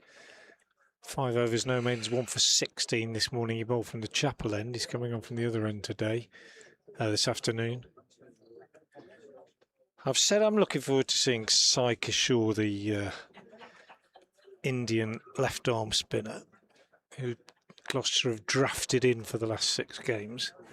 Now, I have no personal axe to grind with them doing that, and Worcestershire have on various occasions loaned players in and drafted them in for 1 game at a time and so on, but I understand why some people say that it shouldn't be allowed. Waite bowls and forward comes Borman, plays this up to mid-off, and I don't mean that as in shouldn't be allowed to bring a spinner in or a seamer in, or would it, but you know, there are some people that say you should name your squad at the start of the season, and that's it. I remember when Ravindra came in to play for Durham against Worcestershire and got a double 100, and he just played the 1 game, I think. Yeah. And it just seems a bit wrong, but I am looking forward to seeing him bowl. As Waite bowls, and this is pushed out square on the offside. Because he's an IPL player, and he's got a pretty good record actually in red ball and white ball cricket, but I've never seen him in the flesh, and he'll be on a helpful pitch, and he's been brought in for these last 6 games, and there's 1 or 2 other counties brought players in for this last block as well. Warwickshire bought. Who they bought in? They brought somebody in for next year, haven't they, Warwickshire? That's Waite Bowles. Maybe they have for this year as well. I don't know. Driven up to mid-off this one, but I always think of when I think about overseas players, and you know how it used to be where they came and played for one county year after year after year, a bit like say Wayne Madson's done at Derby or Beddingham at Durham. And whenever I come to Gloucestershire, whether it be Bristol or Cheltenham, I always think about Courtney Walsh. Yeah. As being the ultimate. He was great. County professional, wasn't he, for many years? Ran in every day. Waite in bowls, and that's a late kind of alteration of the travel of the bat from Bournemouth. Just had to adjust his shot very late to squeeze it off an inside edge to short mid-wicket, where Swanepoel's gone in close on the drive, as they say. He got a bad bounce there, didn't he? Bounced up and hit him on the side of the head, I think. Clapping his hands, he's no worse for the experience. As Waite moves in again and bowls, and doesn't bowl. I've seen him do that a few times, Matthew Waite. Something just doesn't feel right. I think if his left foot slips as it lands, he doesn't let go of the ball. And that's what happened there. So umpire Wolf signals dead ball. On about loans, when I was doing my bit of research for today, I do research. I've forgotten that George Drizzle played for Worcestershire this season. He did at Southport? Yeah. Just for one game. Yeah. Waite in, bowls on the leg stump, clipped away by Borman down to backward square leg. For a single, he goes to 42. Yeah, he's actually top of the Worcestershire bowling averages, having taken 2 for 32. You have to qualify, don't you? It's probably you do. 5 wickets or something, is it? Yeah. I remember he played a very, very important role in Durham's win at Worcester last year in the Red Bull game. He got runs and wickets, I think. He did, yeah. And at the time,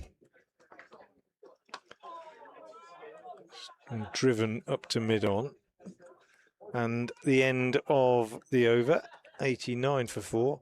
I think it was Marcus North said he is our number 1 spinner at Durham. At that time, that's what they considered.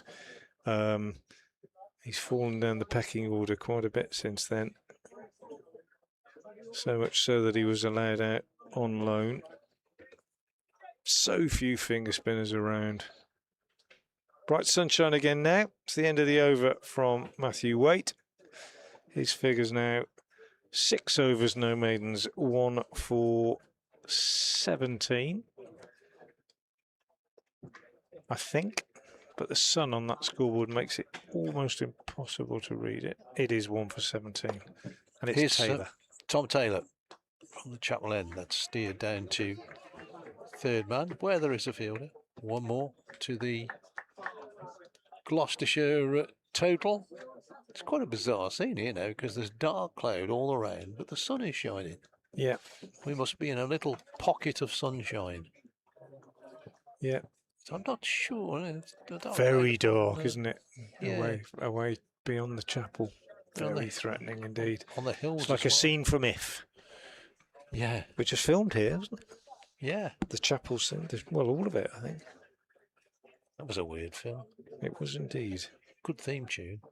Next ball is turned to mid-wicket where Swanepoel has a much simpler stop than the last one in that the ball stays along the ground and he's able to just bend and pick it up. So lots of cloud. It doesn't appear to be raining in the distance, so maybe it's just dark, rumbling cloud. Could do with about an hour at home, to be honest, saving water in the garden tonight. It was raining when I left my house this morning, Worcester, but only lightly, and by the time I was halfway to Malvern it had stopped. Here's Tom Taylor. Price, bat held high, Waits, drives, nice shot, but probably didn't time it as well as I initially thought he had. And Ida Valath, who's fielding at extra cover, is able to get down on his knees and cut it off. Now you're calling him Edavalath, You'll call him Edaval. and I call him Adavalath, but I suspect, as you do the public address at Worcester, that you might have inside information. He's never actually complained, No, but maybe we'll ask him. well, I think probably we should. Yeah. I had a lot of trouble last season as Taylor is in bowls. Once again, down to third man. Latigan, the fielder, in the distance. One more to the total, which goes to, the sun's gone in, 90 for 4, 91 for 4. Was Logan Van Beek. Yeah. And somebody said his name is Van Beek. Yeah.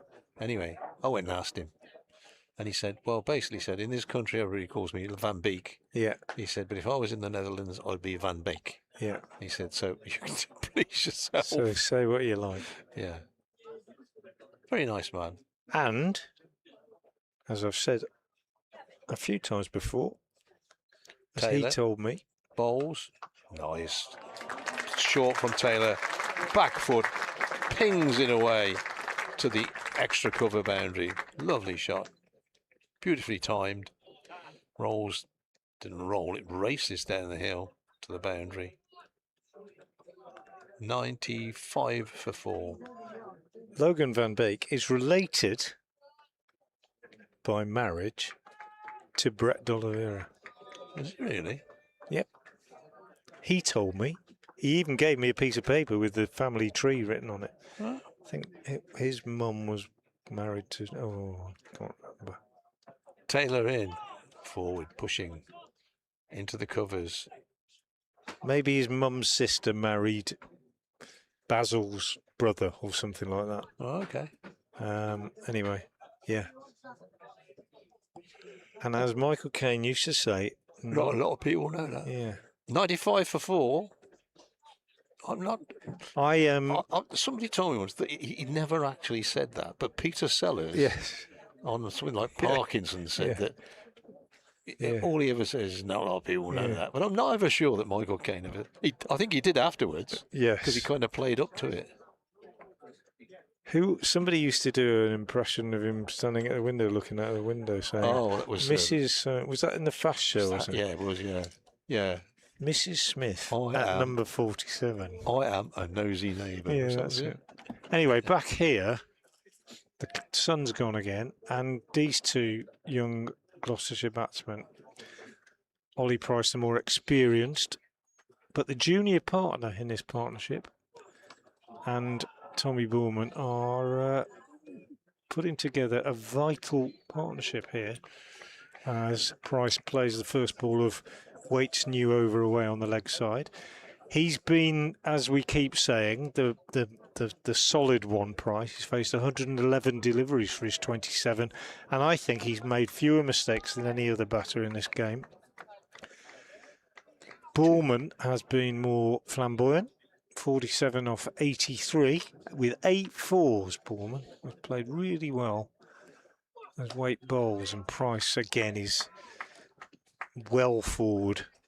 Cullen not standing up anymore as he was when Allison was bowling to Price, who is batting outside his crease and really using his feet. He stands very wide to start with, Price. Very, very wide stance. 2 short mid-wickets in there. Yeah, they're hoping he can chip one up on the leg side. They've obviously seen a possible flaw, or maybe the analysts have told them that he's gone out like that a couple of times. No danger there as he pushes out on the offside.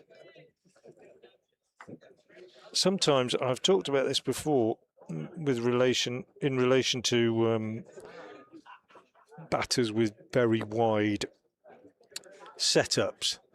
But they reckon that by the time he finished his career, Graham Pollock, the left-handed South African, stood even wider than we're looking at Price now. We mention it because we're sitting literally dead square. And Pollock had a very wide setup. Price just steers this one behind square on the offside. And it only needed really to either transfer his weight onto one foot or the other to be playing off either the back foot or the front foot. Didn't need to move his feet. He was quite a tall man. It made him very difficult to bowl at. And you can see that with Price here. If the ball's in the right spot, he wants to play forward defensive. Doesn't need to move his feet from this setup. Just lean onto the front foot, which is where his weight is now as he waits. And Waite bowls and he edges it for 4. Pass slip. Good bowling from Waite, but he's only got 1 slip now. It was all on the ground, wouldn't have carried to slip. And he's earned a little bit of luck. He goes to 31. I think it was all along the ground, wasn't it? Just looking at that replay over there. Yeah, well, it wasn't all along the ground, but it wasn't catchable. In the People's Republic of Malvern, very heavy rain and thunder for about 5 minutes. And I am pretty confident as I look to my left that is rain. Yeah. That is very, very black indeed. So a bit of luck for Price, but he's earned it, as I say. And Waite bowls and he drives nicely, but this time straight back to the bowler. End of the over. 99 for 4. These two have added 71 so far for this 5th wicket. And Price has moved on to 27. Bourman has 47. And after a bit more from Dave Bradley, he'll be joined by Ed Seaborn. Slightly puzzled, Worcestershire only had 1 slip for that last over by Matthew Waite. But they've had 1 caught behind, 2 caught in the slip so far. So maybe they think the wicket has changed. Anyway, we're going to see Fateh Singh bowling from the Chapel end. We've got a 12th man on, who's Kashif Ali at deep square leg.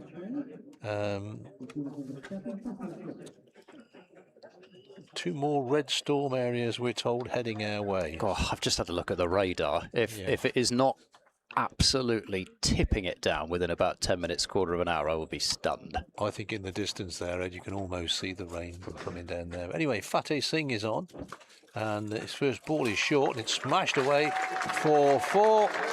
That's a very good half century for Tommy Bourman. It's his first. And he's really earned it. Lots of applause around the ground from the Gloucestershire faithful. And well batted, well batted. I hope he gets more 50s or 100s or whatever in his career, but he won't have got many that he's had to work harder for, I would have thought. He's forward to the next ball. Back down the pitch it goes to Fateh Singh, who then has a conversation with skipper D'Oliveira. So Matthew Waite is gone off. One supposes or suspects that he's gone off to change his boots. I have to tell you folks, if it does start to rain, we shall be closing down fairly rapidly. Yes. as we have electrical equipment in front of us. Next ball, forward comes Bourman, plays the ball back down the pitch, and there is no run. No brollies up yet. I don't think it's going to be drizzle. We were just mentioning in the last over. Oh, George. George Drizzle. Drizzle. Well. Or Drizzle. I was told his name was Drizzle. So next ball is short, and Bourman once again plays that nice shot off the back foot. This time straight to Eda Valath, who's in the covers. The Bristolian George Drizzle started his career with Gloucestershire. Was one of my favourites when he came on at New Road to replace Rain. Drizzle replaced Ben Rain at New Road. It was a great moment in cricket history. Next ball is... Oh, now, has that turned a bit? Because there was some oohs and ahs. It seemed to do a bit. Yes, definitely a bit. Turn and bounce. Probably from wider than you'd like, but it still... Oh. In again, and once again tries for a drive. Gets a little bottom edge on that, I suspect. And just bobbles through to the wicketkeeper. Turn again, isn't there? Yeah. End of the over, and at the end of it, Gloucestershire are 103 for 4. Very good stand between Price and Bourman here, rescuing them somewhat. This is a... Well, I'm not sure. I don't think this is deliberate. I'm sure it's not, but I think Tommy Borman has got some sort of a problem here with maybe his glove. Was it the penultimate ball of that over that bounced a bit? Did it catch him somewhere? There's a few fielders and the umpire around showing some concern. Sure, well, yeah. In fact, it might be probably a bit worse than that. It's the physio who's come on, and he seemed to feel as if there was something. It was after he played that last drive.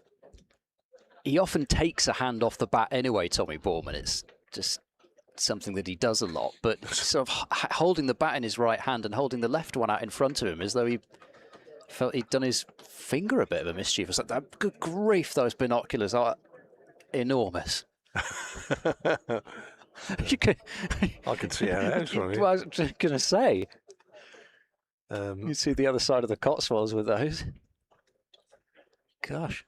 Yeah, I still can't see the scoreboard on the far side of the ground when the sun shines. Anyway, they're taking the advantage of this hold-up to have a drinks break, Worcestershire fielders. Can't quite, there's a lot of people and the physio between myself and Borman. Looks like his left hand is receiving some treatment. Well, he doesn't want to go off now.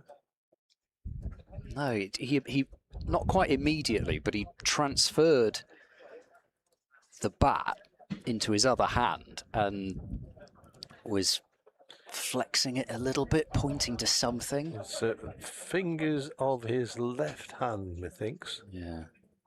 It's hard to tell whether, unless he's just jarred it, twisting, trying to drive around the top part of the bat. Sometimes you can, I don't know, you can get those. I'm just trying to think back to when I couldn't play shots, and occasionally you get a really nasty jar. But whether he hit the ground. Yeah, he might well have done. But he looks as if he's all right. The physio's flexing his fingers, flexing Borman's fingers, that is. See, this is what you should be able to do. Allow me to demonstrate. Yeah, I can't do that. Left hand fingers of, he's all right. Go on, get on with it. Well, I was going to say, I think the handy thing from Gloucestershire's point of view is that if they string this out for long enough, it might be long enough for it to start raining, which is probably their hope. Well, the ground staff are milling about round the covers. I was saying to Frank, if it does rain, it's going to be interesting because the outfield probably won't soak up the rain. Exactly. And the other problem is you've got these areas which are just completely bare of anything, never mind dead grass, and that's just going to be muddy. And we had that problem even last year when it was nothing like this bad. We lost almost a full day of the Gloucestershire-Middlesex game last year, pretty much because of the outfield. Never mind the rain. That'll be the wicket ends of the other square. And that's another problem. It really was just the area of the outfield, just right in front of us here. It just sat on the top. It was like mud. That's definitely raining over there in the distance. I'm quite surprised it isn't raining here already. Looking at the radar, I must have got a bit lucky to not quite catch the edge of everything. So under incredibly foreboding skies, Price has been bowled. And that is a huge wicket, not just in terms of the fact that this partnership, which had built so well, has been broken, but it's been broken right on possibly the stroke of quite a serious rain interruption. The ball coming back through the gate. It's taken middle stump, really, maybe just about middle and off, but pretty much middle. Middle's been pegged back. Price goes for a battling 31, and Gloucestershire 103 for 5. You do wonder how much that hold-up had affected his concentration, maybe. How often does it happen after a drinks break? That wasn't an official drinks break, but how often does that happen? That a batter gets out immediately afterwards. The umpires have just been looking away to our right. If there is lightning around, they do, of course, have to come off immediately. And I think it's something like they have to wait 30 minutes after the last lightning strike to go back out again. Yeah, wouldn't surprise you. It's a bit weird because it's been, for about the last half an hour, it's been looking as if it's going to chuck it down, and it hasn't. The moment it does, and it really is just waiting for it to hit. Yeah. And not only did Price have that extended break there, but also the thought of, you know, I might only be facing a couple of balls here, and then all that goes through your mind. And it was a good ball, don't get me wrong. I mean, it's come back in off the surface a little from Matthew Waite, but I think he just played down the wrong line. Yeah, you sort of feel the way he was batting. It's a ball that he'd have backed him to keep out. So Ahmed is out in the middle. He still hasn't faced yet because Worcestershire are repositioning their field. The wind is getting up. Yes. There's clearly rain over Cleve Hill now. And Waite bowls to Ahmed. He'll get 4 runs down the leg side and flicked away to the boundary. So I think it's raining on the far side of the ground, Ed. People are scurrying for it's raining even in the town. You can see the tops of the trees over there. The first drop of rain, I think the umpires will be off here. There'll be no hanging around just to see whether it might blow over or anything. You can see when this hits, it's going to really chuck it down. It's weird because the people are going for shelter on the far side of the ground, and we're carrying on playing cricket here. The first umbrellas are up. If Ahmed, I almost think Ahmed might pull away here, but he's going to face up and he's going to push away into the point area. Doesn't get a run. The light continues to get gloomier. It's extraordinary that it's not raining. It's almost as if the boundary fence on the far side is stopping the rain from coming onto the ground. Somebody's put a sort of charm around the boundaries of the outfield. Actually, a lot of the people who started scurrying for cover have now stopped, and the 2 umbrellas that were up, or a couple of the umbrellas that were up in that stand on the far side aren't anymore. Waite bowls to Ahmed, who doesn't play a shot, and taken by Cullen. Here we go. Here we go, and it's quite heavy drops, and Alex Wharf straight off. So poor Ollie Price, he had to wait another 3 deliveries, but he goes right on the stroke of this session break. Tommy Borman reaching his maiden first-class half-century is still there on 51. Ahmed has 4. The rain is coming down with heavy droplets, and we will protect our equipment so that we can be back with you when play resumes. Bye from us for now.